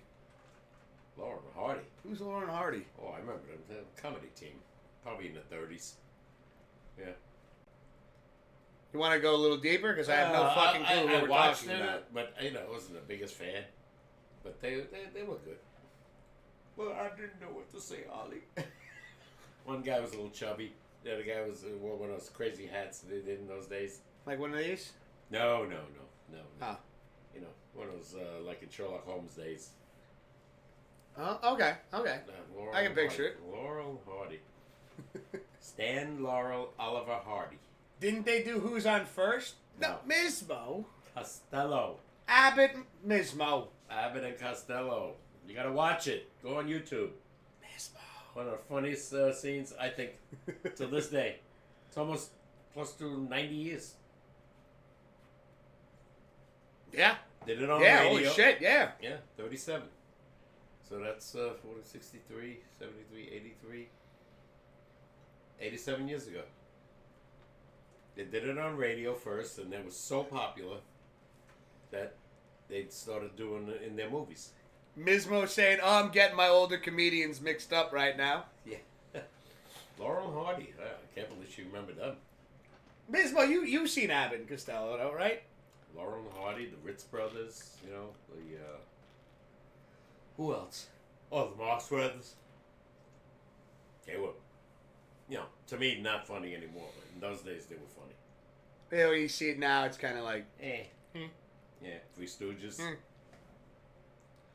They were popular. Still on TV every damn Saturday. Three Stooges on METV.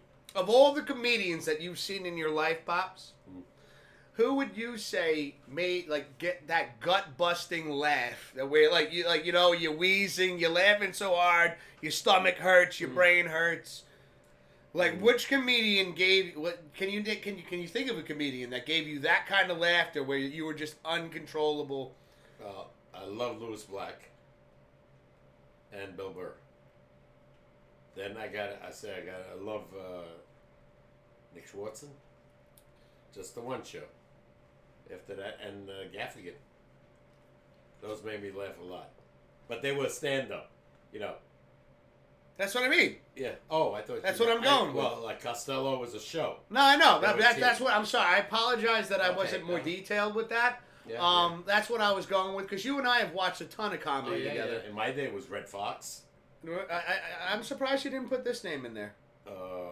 Dane Cook. Dane Cook, I'm sorry. Yeah, very good. First one. Now, I want to say this, though. You mentioned Jim Gaffigan. Mm-hmm. Saw him live. He's got a new stand-up out. Okay, yeah. No, he was good. Pale something? Beyond the Pale. Beyond the Pale. You know what his new stand-up is called? Beyond Black. Okay. No, I saw him in... I saw he's dressed in a nice black suit and everything. Okay, yeah, he was good. I didn't watch it yet. I figure we'll watch it together. Yeah, no, he's good. I liked him. Yeah, like I said, I saw him in Poughkeepsie. Megan got me the tickets. Mismo says yes. Okay, so we have that skit on a DVD. Oh shit! Which one? Abbott and Costello. Oh yeah, you got Blue saying Mismo has seen it quite a few times, considering we have the DVD. Oh my god, that's one of the best. Passion says Kevin James stand-up was great. Oh my god, Kevin James, yes, don't sweat the small stuff. Yeah, Or no, sweat the small stuff. Yeah, he was good. That's a good one, Passion. In my day, Freddie Prinze. Okay. Yeah, unfortunately, he passed. Got Dr. Murphy in chat saying, "Hi all, what up, Dr. Murphy? Our brother from Australia." Oh my god! So it's daytime there already. Oh yeah, it's early morning. Oh my god! What the hell are you doing up? Mofi is an early riser. Yeah, not me. No. Who's the other guy? Like I said, Red Fox, very dirty, which wasn't a lot. Eddie Murphy. Very dirty, but good, pretty good stand-up. I liked. I'd have to say one that some that have made me laugh. Nate Bargatze. Okay, yeah. His I can relate with him a lot. Okay. And it's those comedians that you can relate with. Mm-hmm. That you're like, yes, that's what I'm talking about. Oh yeah, no. He's the kind of comedian. He did a joke where he goes, I bought a reversible jacket. I have two of them. Because I saw it in one color and thought, you know what, might as well get it in the other. And went up to the counter and, the cashier was like, "You sure about this?" Because, yeah, I'm an adult. I know what I want. And I was like, that is something I would totally fucking do. Yeah, I like this. Hey, you didn't realize it was a reversible jacket. Oh, God. Yeah, just say, Nate Bargatze, you and me, I can see where you're coming from. We are not the sharpest tools in the shed. I like it. I gotta show you. Oh my god, a lot of his shit is on Netflix. His stand up. It's fucking priceless. Okay. we got Moby says it's 11:30 over here. It's almost noon time. It's not morning. Oh, God. That's right. 14 and a half hours. Damn. Right, Mofo? Yeah, real Go ahead, Pops. real fast. Louis Black on Broadway, one of my favorites. And Bill Burr. I don't know why I do this. Gaffigan Beyond the Pale. And who's the other guy? We said Schwartzen. Nick Swartzen. That was a good one. I don't know the name. Remember the name of it, but that was damn good. The name of the comedy was Seriously, Who Farted? Oh, okay. All right. Yeah. that was a damn good one. And Dane Cook, the first one, where he had no audience. Then he went to the Madison Square Garden, right? Well, the first one. So he had done quite a few stand-ups after the one that we watched together. HBO. Was Yeah, the first one. No, the one that we watched together we have on DVD. That was That HBO. small dude- that was not HBO. Yeah. Madison Square Garden? No, but the first before that, where he does the getting hit by the truck, the wheel. That was HBO.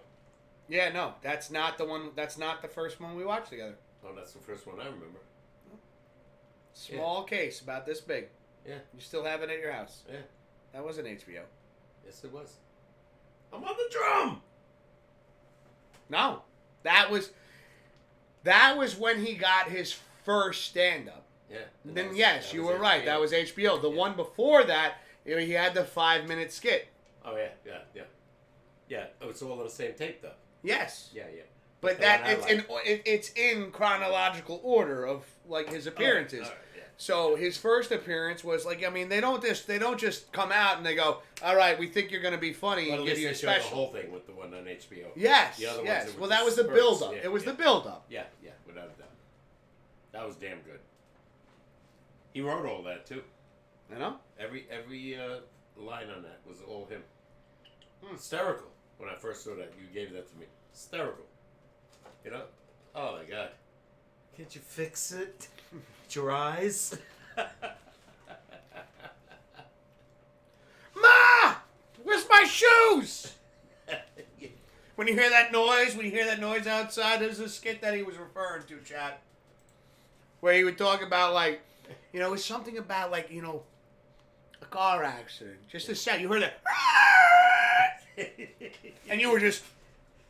Where's my shoes?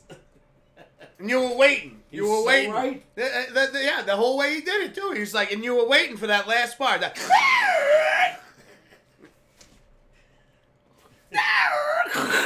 Ma! Where's my shoes? I gotta see it. I remember living on Eastchester Road in the Bronx. The minute I heard something, we ran out to the front. That's why it was so funny. It's relatable. And the DMV thing.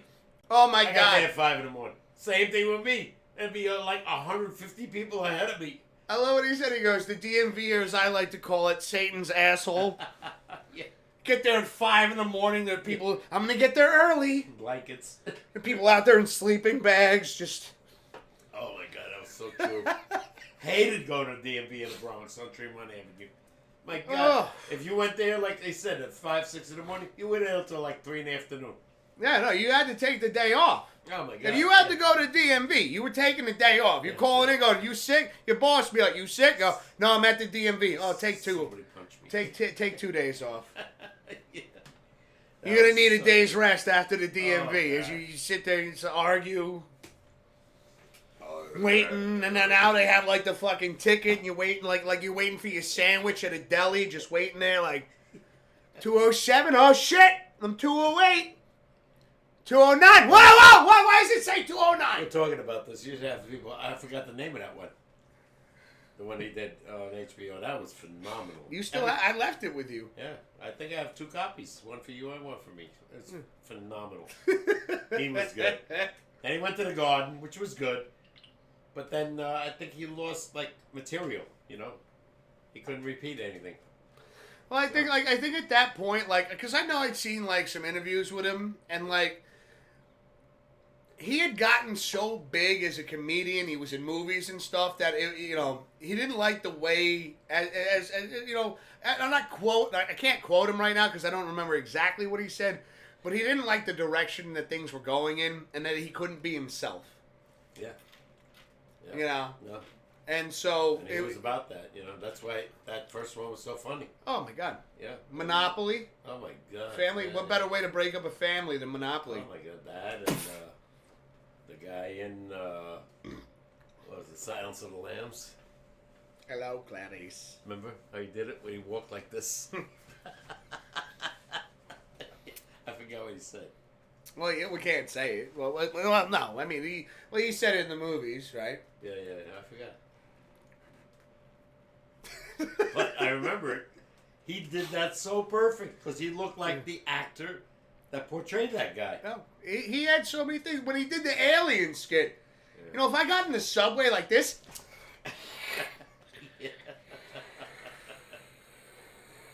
oh, no. You wouldn't mess with me. No. Oh, acid.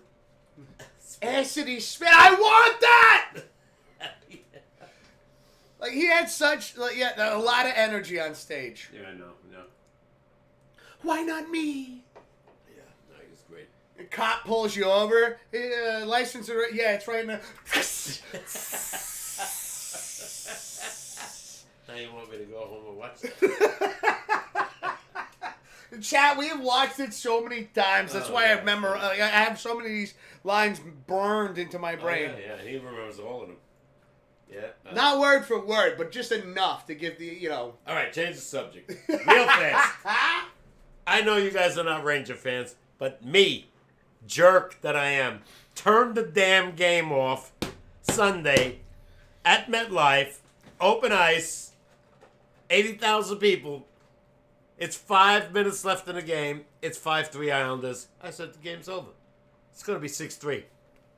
Rangers come back and score 2 goals on power plays with empty net. Because Islanders committed a penalty, so it's 6-on-4, right? They score 5-4. They committed another penalty with 2.5 minutes to go. 6-on-4. They tie it up. And Panarin wins it in overtime. I had no idea.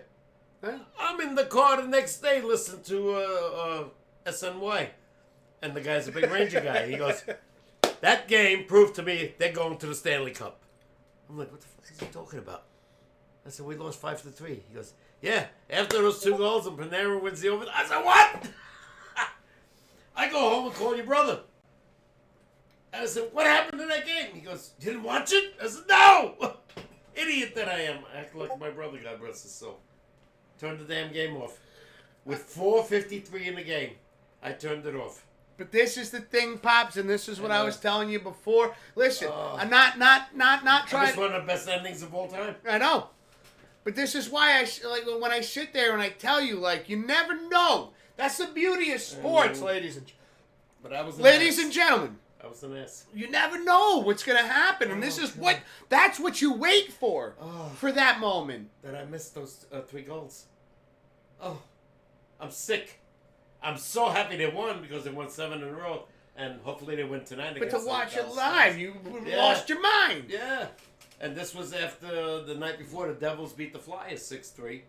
So I said, and I told you, the Islanders always beat us. That was 5-3. I said, yeah, they're going to beat us again. So I told my neighbor, I said, if we ever face you guys, we're going to lose in the playoffs. He goes, what are you talking about? He goes, you guys won. I said, what? This is, Pops, I hope this be something in the future. A lesson. That you know what? Yeah. It's not over until it's over. Yogi Berra. I will watch every game, Scouts Honor, from now on. Cheers I on it. don't give a shit if it's 6-1. I'll watch it. Got to drink on a cheers, otherwise it ain't true. All right. Oh, that's bullshit. You're gonna have a sip anyway, so fucking. I know, but that's just fantasy. We got Wild Man. Hey, I'm here. What's happening, Wild Man? Wild Man. Ba-da, ba-da-da. How you doing, brother? Oh my God. Wild Man. I did as I purchased Resident Evil Director's Cut for the PlayStation 1. Dad, did I show you this yet? I think so. I got this When'd you get it? Saturday. Oh, no, you didn't. From 1996. Oh my God. I think this might have been 97. 28 years ago almost. Yeah. Wow, what an evil face. Yeah. How'd you get that delivered to you? No, I went to an old retro gaming store Oh, when? Saturday. Oh, you went out. Wow. Damn. Eventually, I will be showcasing this on stream at some point. God, classics never die. I hear you.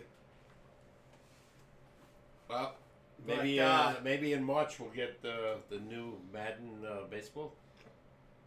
I mean, I'll go halves with you. Yeah. We'll go halves. Can we go halves on order it everything. online? We could probably go to the store and pick it up. Okay. We can go right to Walmart. Okay. So what's it called, Madden 24? Yeah, it'd be the same as this one right here. Yeah, we want to stay up to date, right? Yeah. Because I did lousy last year with Madden 23. I liked the first one better. Yeah, this is the one that we did last year. Okay. 23, the show. Yeah, PlayStation 5. Doesn't say Madden. No, not Madden. MLB the show. We're not playing. MLB. Not Madden. No, that's Madden? right. No, not Madden. Madden's what? Football? Madden is football. We're doing MLB the show home run derby. Oh, okay. All right. We do the home run derby We'll challenge. take a run to the store in March. We'll see what the hell's going on. Yeah. Grim, you still around, brother? When did you say that was coming out? We got Wildman says, I'm not a seafood guy, but I'll eat a good coconut shrimp. Dude, I'm right there with you, Wildman. Not me. Oh, no, fuck you. Coconut shrimp and the garlic shrimp? No. Oh, my God. Go to hibachi? Give me a fillet of flounder or whatever it's called. Okay. That I like. What's the one in McDonald's? The filet of fish. Filet of fish. That I love that. Yeah. I think that's cod or something like that. Damn good. I got cod you could have. Yeah. No. Oh, halibut. Halibut. That's what it is. Damn good. And I love flounder. Your mother used to make it great. On a grill in aluminum foil with butter and stuff. Oh. Like butter. It was delicious. Now I'm hungry. Every time Wildman Dave shows up, we get hungry over here. I'm going to grab whatever your darling made. Oh, yeah, no. I'll set you up with a plate. Oh, good. I'll set you up with a Tupperware. Good. Yeah, she did, some noodles with, seasoned meat and sauce and everything. Baked it in. I can eat anything with chopped meat. I don't give a damn what anybody says. Whether it's meatloaf, hamburgers, you name it. Sandwich. The Papa K, since Wildman's here. Oh, yeah, with his. Oh, my God. Well, I never got to taste that Wild Man. All I know is you named it after me. One day get your ass over here. Hey, maybe we take a trip over there. Go over there. He's saying I'll bring a lot of aluminum foil to take home with me. Maybe. Mm-hmm. We got who says, bet that New York food's good. Oh, yeah. There's certain things in New York that, it's go-tos, right? You that's what you got to go for. And I feel like that's the same in every area of the country has something that it just hits differently. Yeah. Like you come over, you come over here to New York, and Papa K makes you some, Papa K burgers, or his potato pancakes. You know what I did one year? My birthday's in June, and I told him, I said, I want a Papa K cheeseburger for my birthday, but I also want, because Papa K only makes potato pancakes in the cold weather months. And I said, tastes the best. I said, can you make me a potato pancake? Just one. He's like, what the fuck are you going to do with it? And I go, one? I never make one. No, I eat like fucking 8 of them at a time. They made it. I took the potato pancake and I put it in the cheeseburger. Mm. Oh, my darling, I hungered for that taste. I was getting carried away. Take it easy. It was so good. You know what the best thing I ever had, which I told you the story probably 100 times when I was young, 13, 12? Yeah. In, I think it was in Westchester Square area, Meatball Hero by this lady. I never had one because my mother didn't, we were German. They didn't make that. Oh. She had a little, store. 65 cents for a hero like this. 65 cents? Yeah. Yeah. I hate the world we live in now. Oh my God! And I used to tell my mother, I said, please, when we hung out, all the friends of mine that were like same age. I had to sell my car to get a meatball hero now. And that, with the gravy on top. They call it gravy, I call it sauce. Mm-hmm. Unbelievable. That was like heaven to me, to eat that. And it's obviously chopped meat, right? Meatballs are chopped meat. Yeah. Unbelievable. Wild Man says it is, but expensive. What? The coconut shrimp? Oh, yeah. No, everything is expensive. Who says y'all live in upstate or in the city? Upstate. Upstate, about an hour and change from the city. We're about 90 miles from the city. Yeah, well, I used to live in the city. So did you. Yeah, you were born there. I know. Yeah. I was... Blue says those pancakes are amazing. Oh, I'm glad you liked them. I am so glad. I haven't touched your tea yet because I'm waiting to finish my other ones. But I got 2 packs of those teas they gave me with that beautiful Colorado cup. So that'll be next. That and cookies.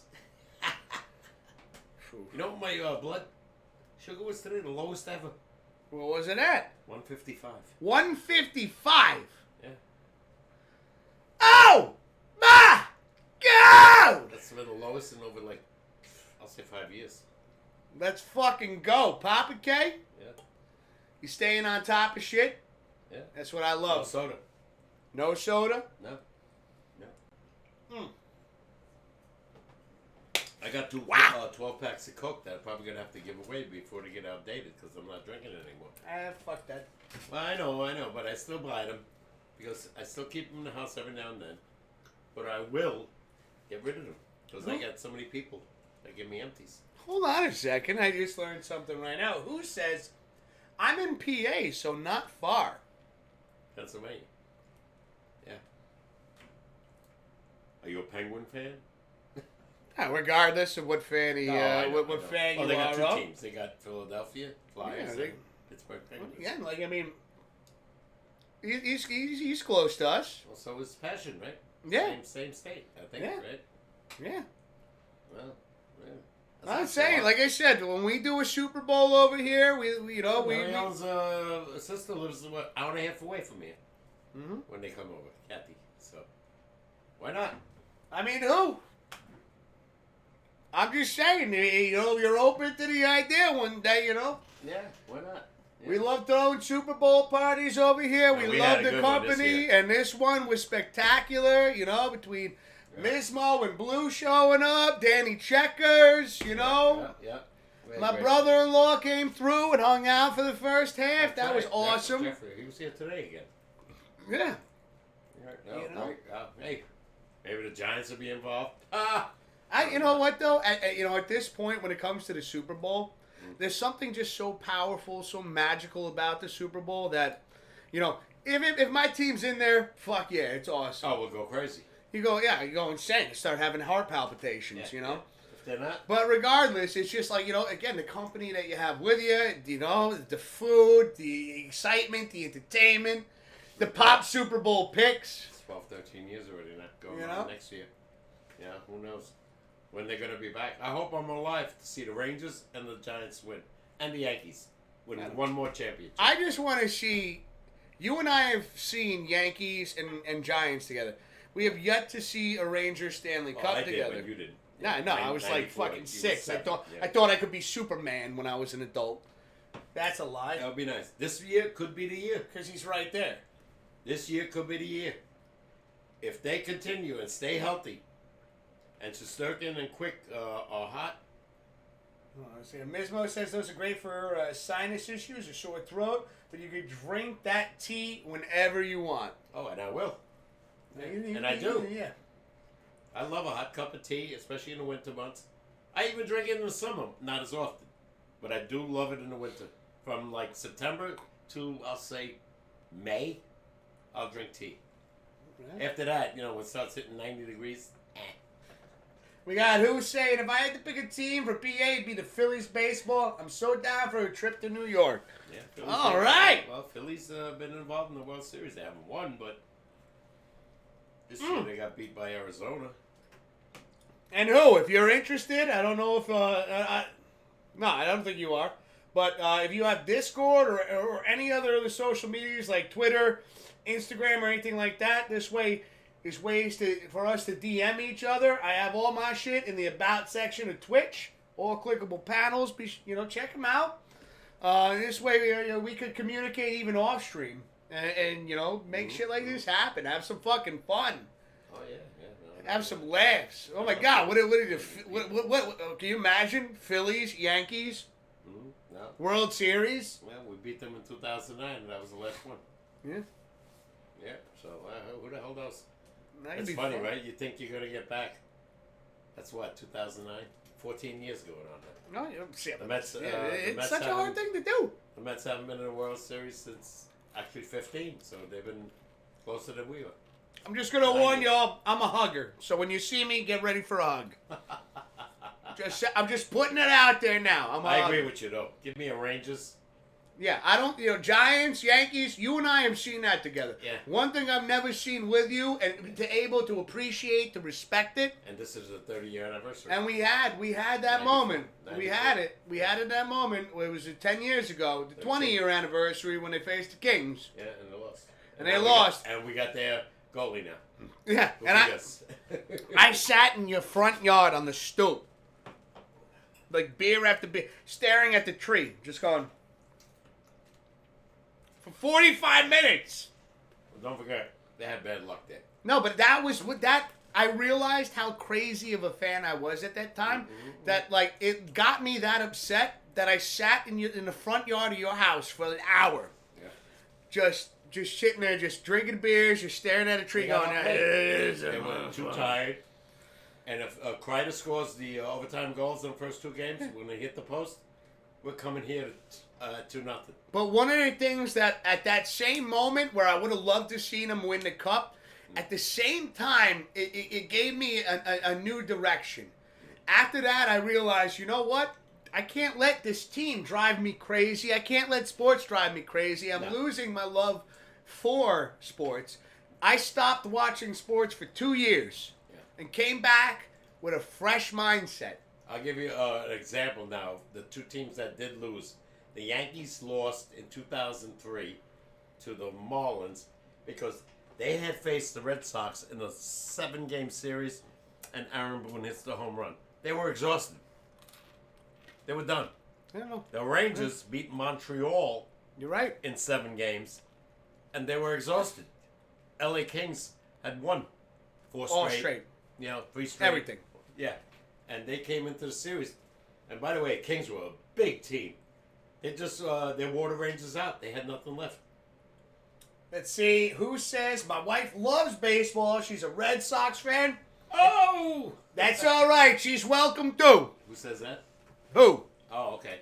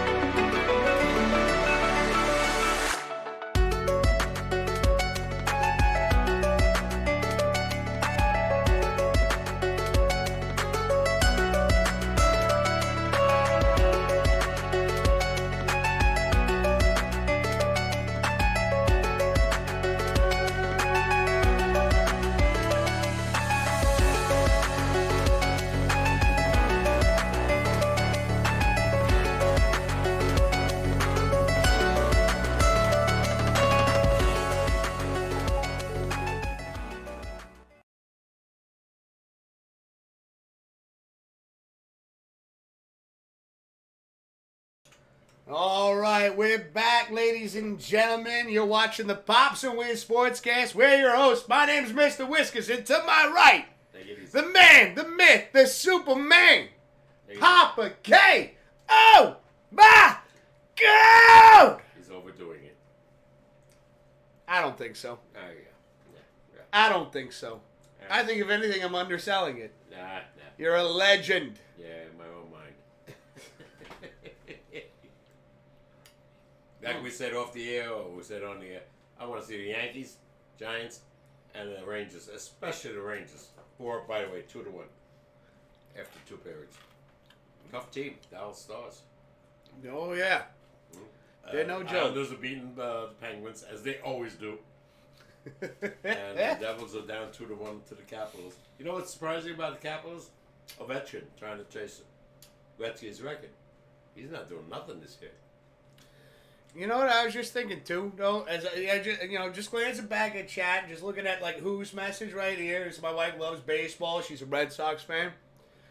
Like, what if we could put together a weekend, and who, of course, no obligations here, no pressure whatsoever. But we could also chit chat. We can friend each other here on Twitch, Whispers. And talk about, like, you get a barbecue weekend. We could get the Yankees versus the Red Sox.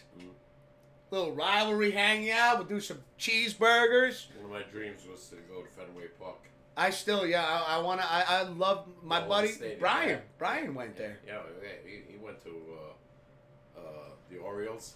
He went there several times.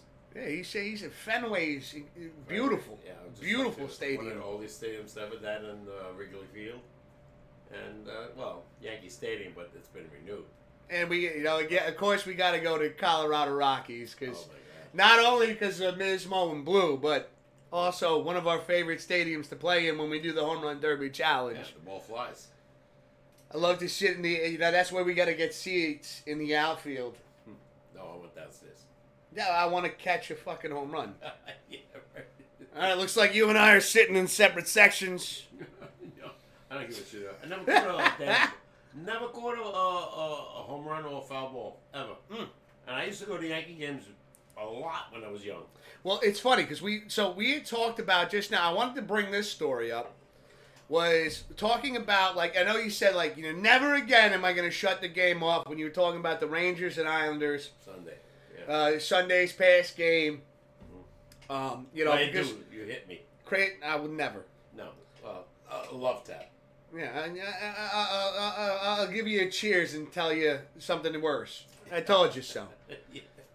But we went, this is why you don't shut the game off. You don't walk out of the stadium until the clock hits 0 or until that final out. Well, I've never walked out of a stadium when I went to a game. But Any game. I just want to tell you the story. I was there with my friends. We went to the Yankee game when Matsui was still playing. Hideki Matsui. Biggest clutch hitter I ever saw at the Yankees at and that in time. that game that I was sitting, so if you're like, at the plate, I was in left field. Mm-hmm. Matsui, a left-handed hitter. Yeah. Wish I was sitting in right field. Because at that game I was in, the 2 times he came up, he hit 2 home runs, and the same guy caught the ball. Yeah. He was phenomenal. Wow. And they got rid of him after. He was the MVP of the World Series, and they wouldn't re-sign him for $5.7 million. Doesn't make sense. No, that was the worst ever of Cashman. He signs Nick Johnson, for first base. He played 11 games that year and got hurt again, and that was his history. Matsui played 150 games. Just won you the World Series, by the way. Right? And Philly. He had all the RBIs. I think it was all 6 by him. And they got rid of him.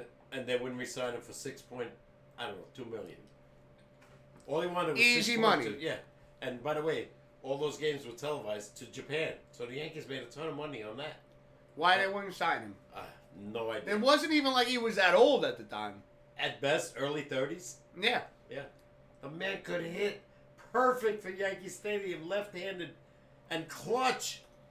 That guy If you had a man on third and 1 out, you want him up. He was like his stance at the plate was one of the, in my opinion, one of the most intimidating stances. I'm doing it right-handed, but he was just very. Yeah. He held the bat straight up. Yeah, no, he was. And very still and patient and waiting. And pull the ball, right field porch, choke. Not a high leg kick. No, the timing, no. incredible. And he was a diehard. This guy, unless he got hurt, and he did one year when he broke his wrist diving for a ball. That guy played 150 games. Yeah.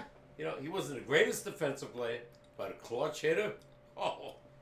He was an asset to the New York Yankees. And Worst move ever, not to resign him for 2 years. We agree. They might have went back to the World Series with him. We agree on something here.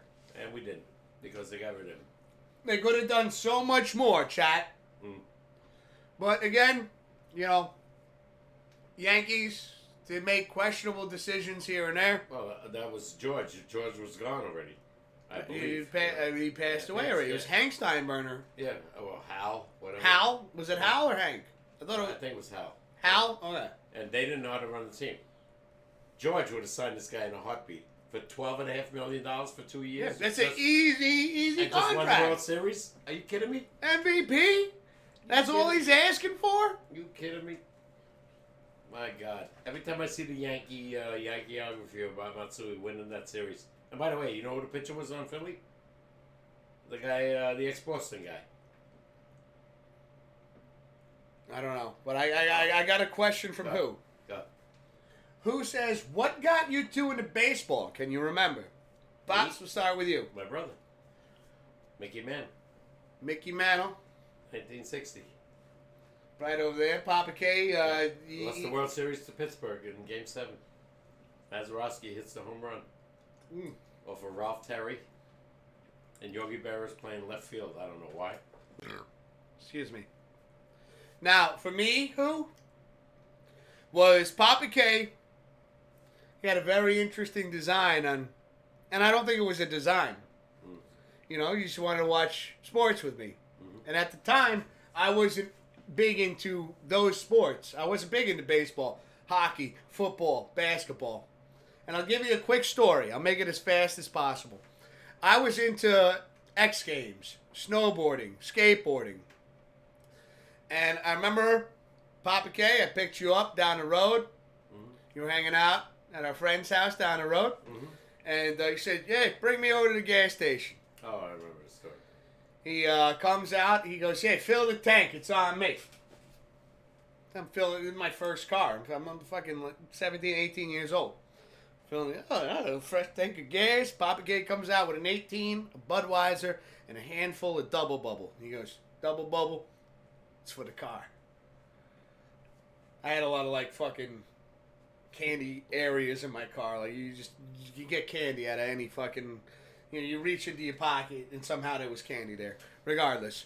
We went home, turn on Rangers in 60. He's loading up the fridge with some Budweisers. He comes up. I don't know what Rangers in 60 is. He tells me the channel. I put it on. He comes up with 2 Budweisers, says, son, would you like to watch the Rangers in 60 with me and have a beer? How do you say no? I still have that beer cap. I still have that beer cap. After that, I was hooked. Got into it. Then... baseball came around, same deal. Son, would you like to have a beer? Watch the Yankee game. He's explaining the game to me. We're having a couple of Budweisers together. He hooked up. He cut up cheese, apples, pickles, crackers, you name it. All the kind of beer foods that, you're drinking foods, that's bar snacks, if you want to call them that. Yeah, well, We're just sitting there waiting for me. And, shit. Hold on. I hear Demi's cage. I know where I'm going to leave him. I know where I left off. I'll be back. Hey, Google. Let's go to the Rangers game. The Rangers are leading the Stars 2-1 at the end of the second period. Okay. We're still up. So, watching, having a few beers with my pops, watching the Yankees game, him teaching me the rules of the game.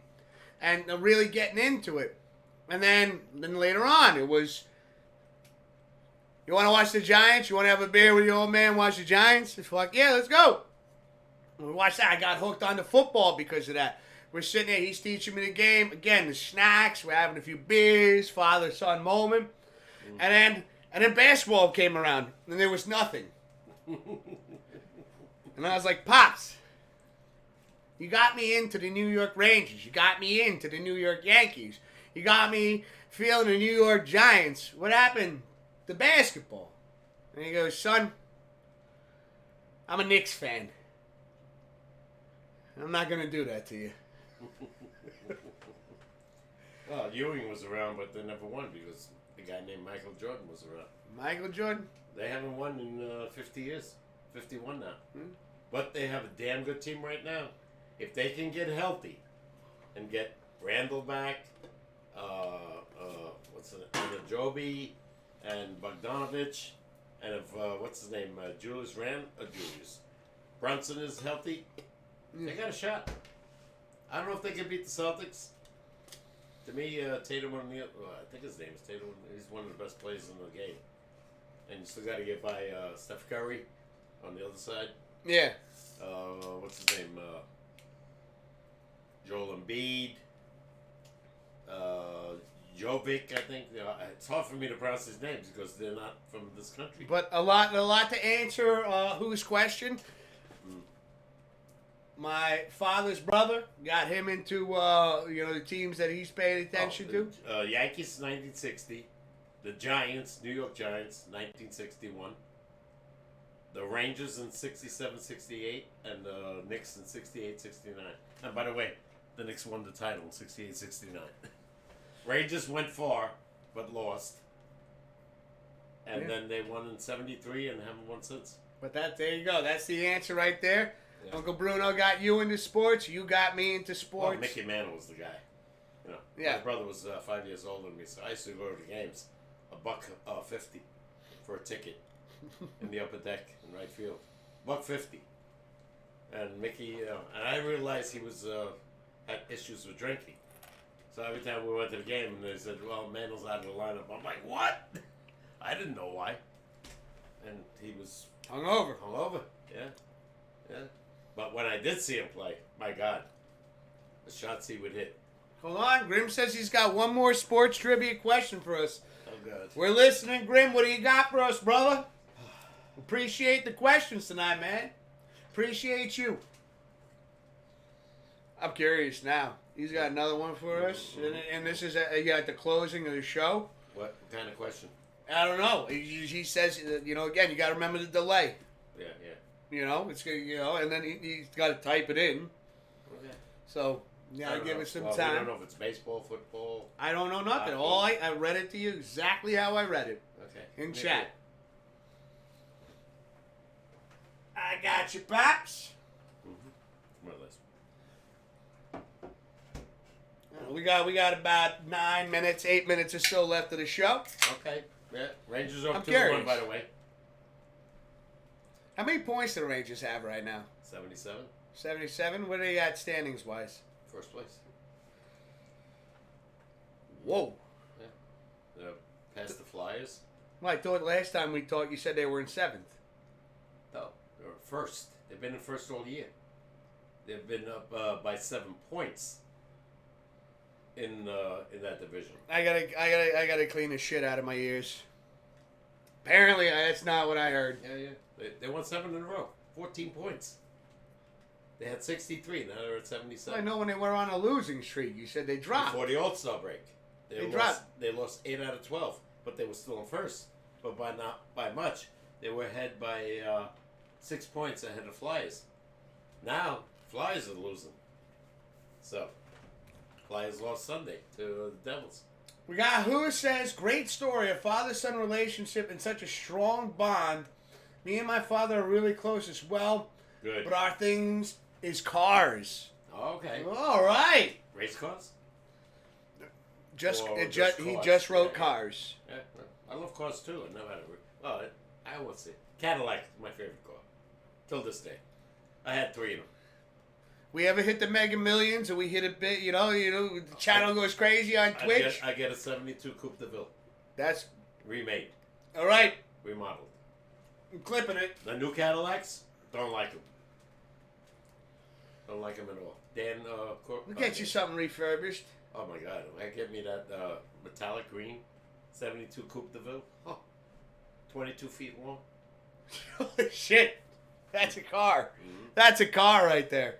Be a gas eater now, but still.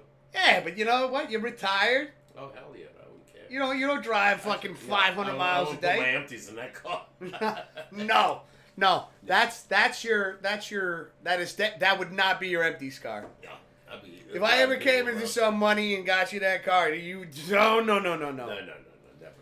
We got the question. Okay, we got Grim says, what actor played for the Oakland Raiders in 1970, winning the AFC West Division title? Oakland Raiders? In 1970. I'll say it again. Yeah, go ahead. What actor played for the Oakland Raiders in 1970, winning the AFC West Division title? Actor. Oh my God.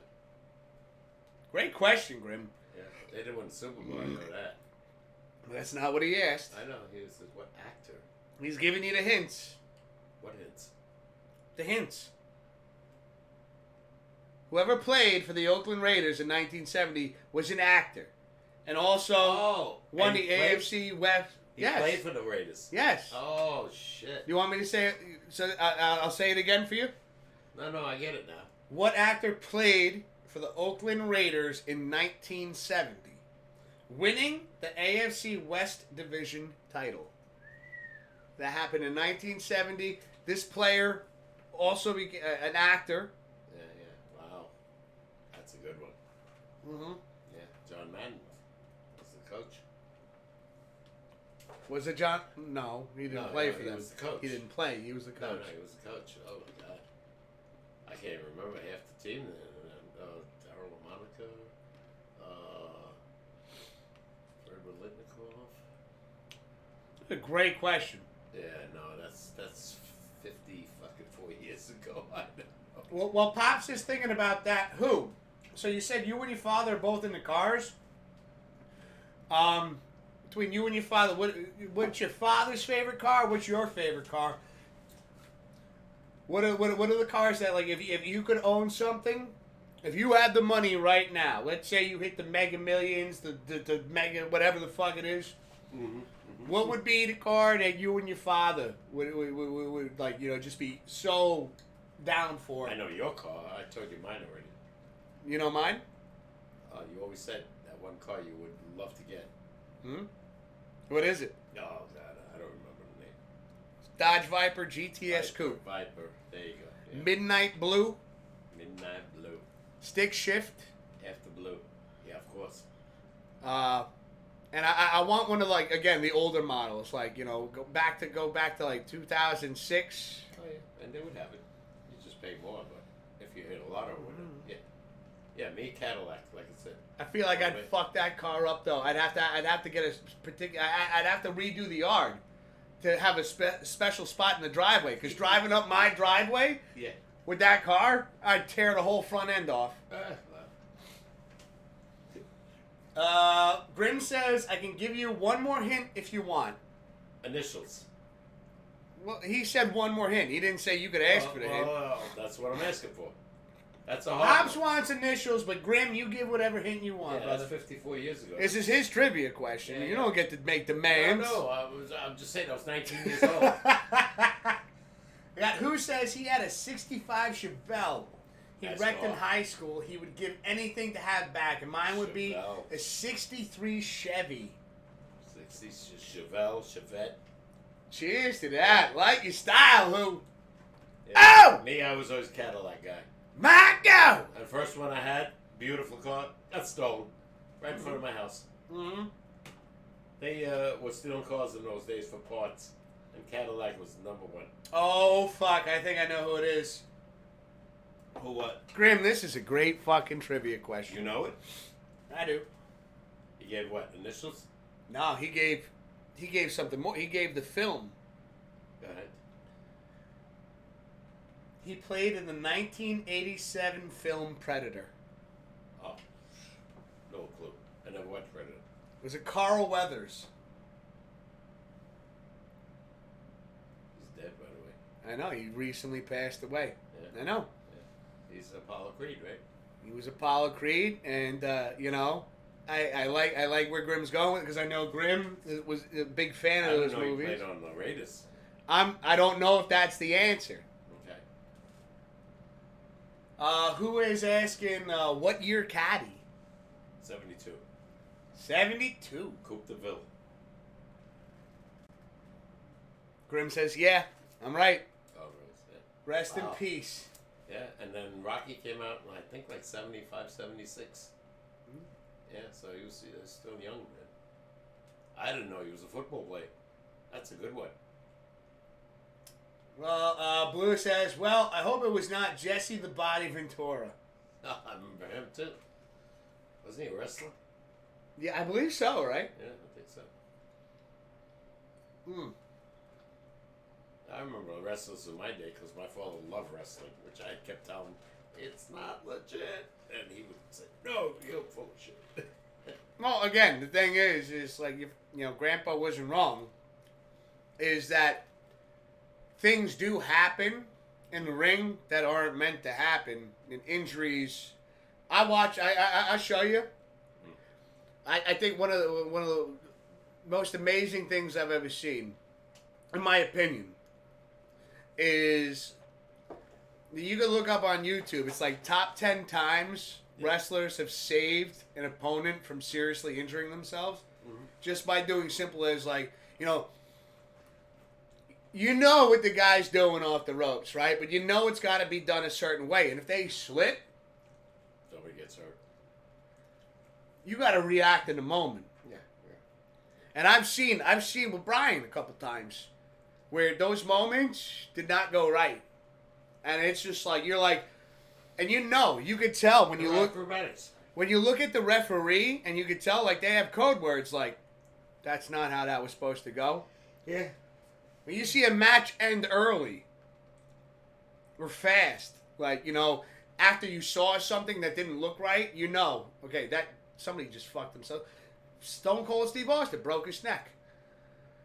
No, like I said, they rehearsed this, I think, but they were acrobatic, jumping from those high, on top of the ropes and on top of guys. Yeah, but there are things I didn't mean to interrupt you. By the way, I apologize. There are things like Mankind versus Undertaker, the Hell in a Cell. Yeah. They had what the outcome is what they wanted to be, but like Undertaker had no idea that Mankind was going to just climb to the top of the cell. He just improvised, and then he told him, he goes, "Throw me off." And Undertaker was like, "This is the Undertaker. You're supposed to be the fucking Undertaker." You're like, and like even he was just like, "Nah, I can't throw you off. We're 30 feet in the air." Yeah. He goes, "You throw me off or I jump off."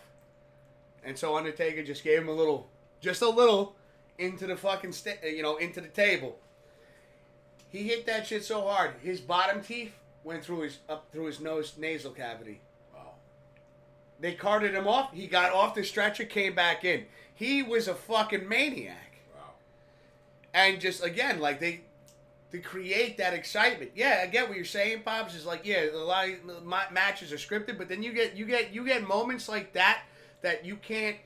Like they did interviews with Undertaker after he retired. He goes, "I didn't know that he was going to do that. Yeah. That wasn't part of the I always thought it was plan." reversed because Vegas never give odds on wrestling. Mm-hmm. That's the one thing. When I was like 18, 17. But you got these guys. They're entertainers. They're there to entertain. Till this day, Mankind it's sold out. Wrestling. You guys get it, right? Elite wrestling, I think they call it. Well, now, so like, for instance, my buddy Blaze and B-Ride, Brian and I, we get together every year, twice a year, Royal Rumble, WrestleMania. Yeah. He catches me up on a lot more than I'm And able to. it's sold out. Yeah. Every time. So people love it. One time, Brian's dad came and watched it I with went there us. when I was 14. Sold out. Madison Square Garden. The old one. I think we might do WrestleMania here at this house. You want to come through and watch it? Yeah, I'll watch it. I'll laugh. All right. Have a little fun. Yeah. Blue saying yes. Who says is a soap opera for men, and I love it. Yeah. Who? Well, who? I know we're gonna be ending the show in a second. Favorite wrestler of all time? Who you got? Who? Chat. This goes for everybody. If you enjoy the WWE or when it was the WWF or when it was WCW, doesn't matter. Who was your favorite wrestler from the start to the end? Whoever, throw it in there. Bruno Sammartino. That was yours? Yeah. Say it again. Bruno Sammartino. Bruno Sammartino. Yeah, he was a champ. Mine was Triple H. I mean, I like Johnny Valentine, Killer Kowalski. Okay. Bruno Sammartino. And, by the way, later on, had to be Hulk. It's funny you say that because I got Mizmo over here saying we saw Hulk Hogan and Ric Flair in '95. Ric Flair's another guy, yeah. And we brought Goonie B. Oh, my God! Yeah, Hulk Hogan was one of the biggest. Passion 9 says Kane. Who? Kane. He was put out there as Undertaker's brother. Oh, that was later. Yeah, that was much Way later. before. I saw Haystack Calhoun, Happy Humphrey, Killer Kowalski, Arnold Skolin, Argentino Apollo, Antonino Rocca. I always loved Those guys. Triple H, Stone Cold Steve Austin. That was later, yeah. I'm I talking know. about the 60s. I know. I love it. Yeah. I'm telling you about my time. Like you watch it. It's great bouncing these names back and forth. Oh, Buddy Rogers. He was another guy. Grim Reaper says Eddie Guerrero. Nice. Who says Randy Orton and Shawn Michaels? I remember Shawn Woo! Michaels, yeah. With that sweet chin music. All steroid boys. All of them. Yeah, later on. That's how wrestling got back into fame. Hold on, we got Mizmo says for Blue, Jesse the Body, Hulk Hogan, and Ricky the Steamboat Dragon. Sure, I remember them too. And like I said, who says Randy Orton and Shawn Michaels? Who? One of the things I loved about Randy Orton is that RKO just reminded me so much of like the Stone Cold Stunner. But how many times like he had done it in so many weird ways? Like how he pulled it off, like it's like on it the Viper strikes. Yeah, I fucking love that about They him. were acrobatic, yeah, without a doubt. But yeah, Eddie Guerrero, Shawn Michaels with the fucking sweet chin music. Let's go. Bret the Hitman Hart. There you go, another guy. That was one of my growing up as a kid. Yeah, he was around in that era. I felt Blue says I felt like a girl in a Beatles concert when I first saw Hulk Hogan. I mean, Blue, I feel he came out there. He was just like, just ripped it. He was the most famous. And they were all on the steroids. But that was all. Everybody was built like you wouldn't believe. A lot we're on site. Like a lot of what you see now, though, Dad. Those guys, that's not steroids because they have a protocol now. Okay. Well, I know in those days they did it. No, you're not wrong. Yeah. You're not wrong. No, they love to do that and juice it up. And boy, did that take wrestling to the tops. Seeing these guys, women loved it because these guys are. No, you know one of my favorites too is Andre the Giant. Andre the Giant, yeah. He came out all natural. This man just 7'5". fucking owned you. And I remember when I saw a video on YouTube when I think it was Andre the Giant versus Hulk Hogan, and Hulk Hogan like talking about it, going, he grabbed you, and you were like, I don't feel so big anymore. No, he was 7'5". We got he died young too, by the way. because of just 7'5", like you need two hearts to run that body. That guy ate like a pig. He also could drink fucking like vodka, like 2 bottles. He could drink beer like it was like 96 cans, like it was going out of like Dozen not eggs, even phase him. Dozen eggs. Yeah. At one time, we eat 2. He ate like 12 or better. Passion says I also love Asuka. It comes to modern, Asuka, yes. Oh my God! So Passion, I imagine that did you check out the? That's one thing I love that they did is now the Royal Rumble, but then they have the Women's Royal Rumble, and it makes that night just so much more fun to watch. By the way. Which the talent that's out there, some of the moves that these women are pulling off, Yeah. fucking, again, it's most mind guys blowing. could care less. They're like, wow, they're hot. True. Come on. No, but again, I'm speaking for myself. Yeah, I know where you're talking from, but like you see these women do these fucking moves off the fuck, flipping around. Years ago, they'd be the ones Acrobats. carrying the card. Round 1, round 2, round 3. Not anymore. Now there's a women's Now Royal they're Rumble. in. Now they're in the ring. I love it. It makes the night so much better because it's like it's not one event. It's 2 events, and it's you sit there and you're like, I have no idea who's gonna take it this year. Like Brian and I go back and forth. We make gambles. Like when it comes to the women's Royal Rumble, I make my picks. He makes his picks. All right, if you have it at this house, I'll come by. Yeah. Without a doubt. I'll let you know. I'll watch and laugh. I know you said that already, Paps. Mismo says mine is Randy, Macho Man Savage, Oh my and God, he Hulk was Hogan. great. He was great. Snap into a Slim Surprised I Jim. couldn't remember his name. Macho Man. Yeah. Mm-hmm. He was in what? Wasn't he in a movie? I believe Probably. with Rocky, maybe. I think so. Yeah. That sounds about right. Yeah, I think he was in one of those movies in the 80s. Randy Macho Man with long hair, the mustache, and the goatee. Yeah. Let's see. Eddie and Chris Legends is who? Exactly. Blue Light Jimmy Snuka Superfly. Oh shit. Okay, that sounds familiar. Superfly. Yes, a couple, says Mismo. He Yeah. was? Yeah. Okay, yeah. I remember mean- him pretty well. Yeah. So many great entertainers, and still like just seeing, when you see guys like Dwayne the Rock Johnson coming back into it, it's amazing to me to see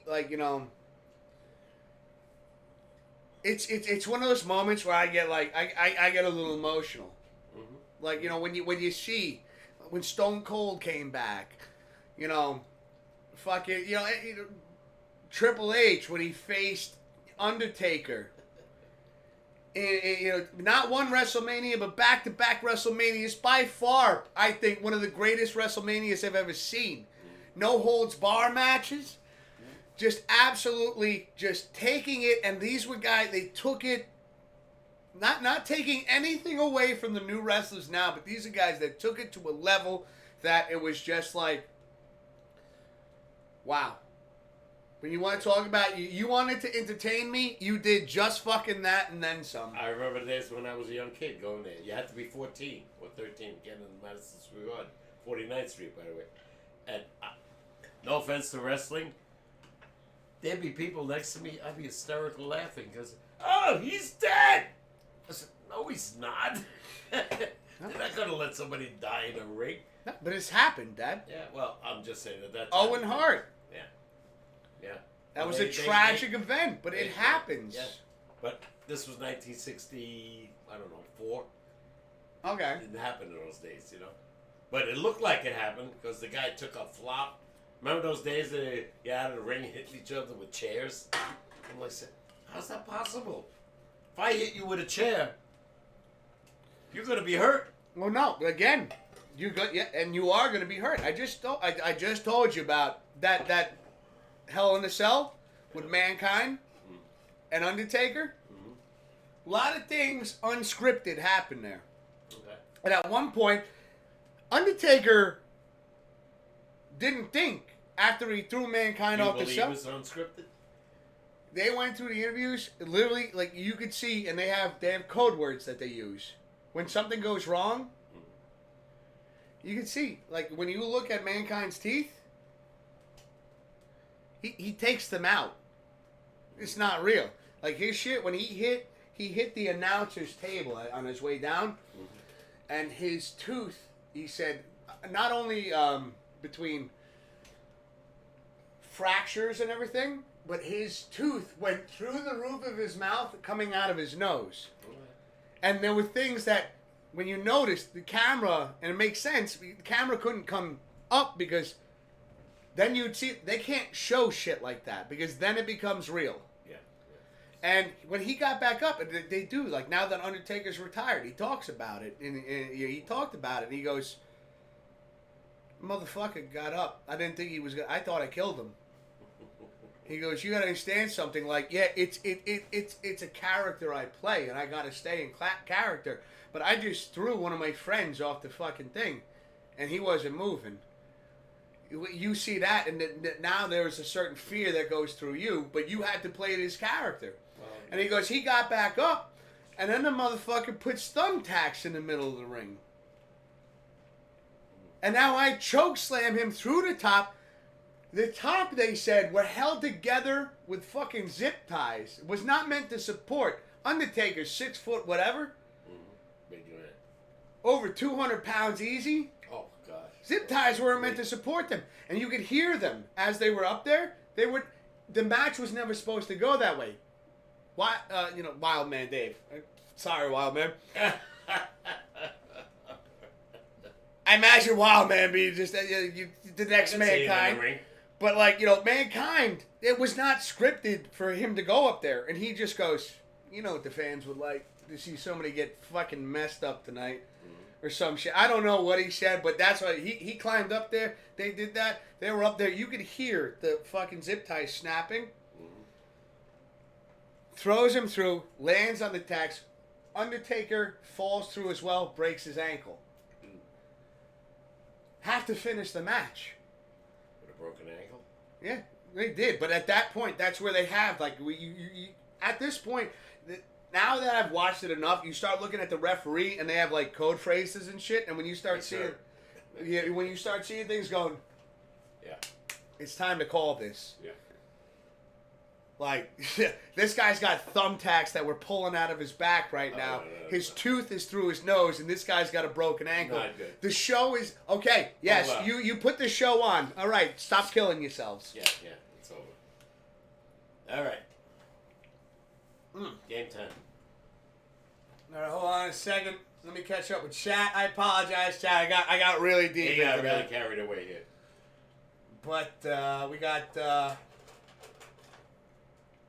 Blue says, Jimmy Snuka Superfly invented top rope body slam. Tell me really quick. Mismo says, Rowdy Piper. Oh, yeah. Rodney. Roddy. Him too. Mm-hmm. Yeah. Grim says, Randy played Bonesaw in the 2002 Spider-Man. Oh, shit. Who says, in the 60s, K-Fob was so real, everybody thought it was real. It was so good then. Blue says, Hulk Hogan went to the hospital because King Kong Bundy slipped and fell on his back during a move. That's something that, Blue, you bringing that up? Yeah. Certain wrestlers don't like to fight each other because that professionalism is just I go in with this guy, I'm going to get hurt.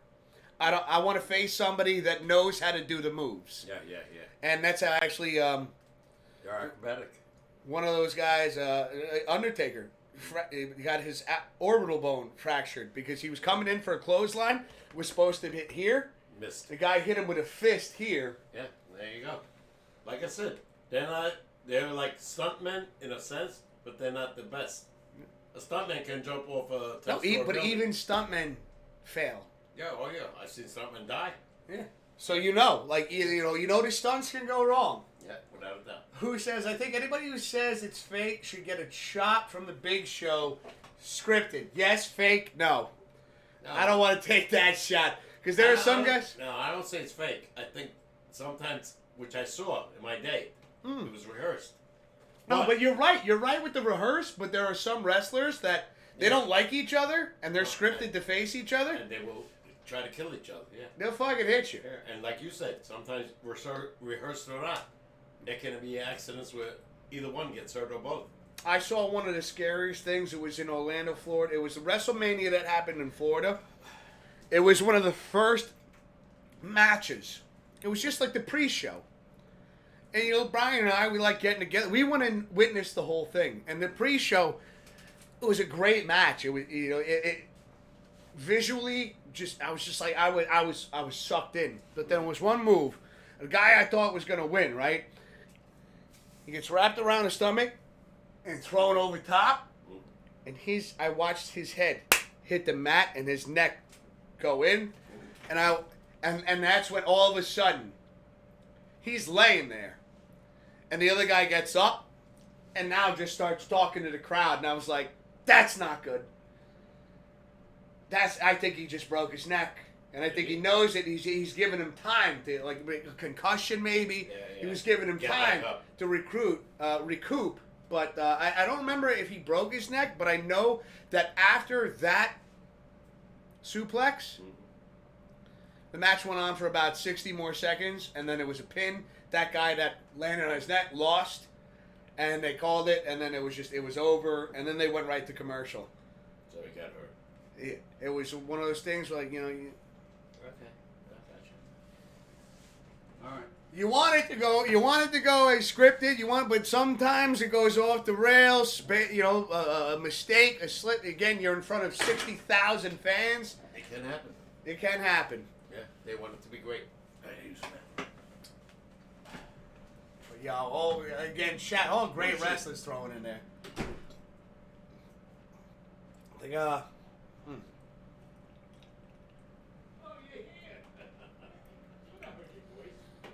I gotta say, like, you know,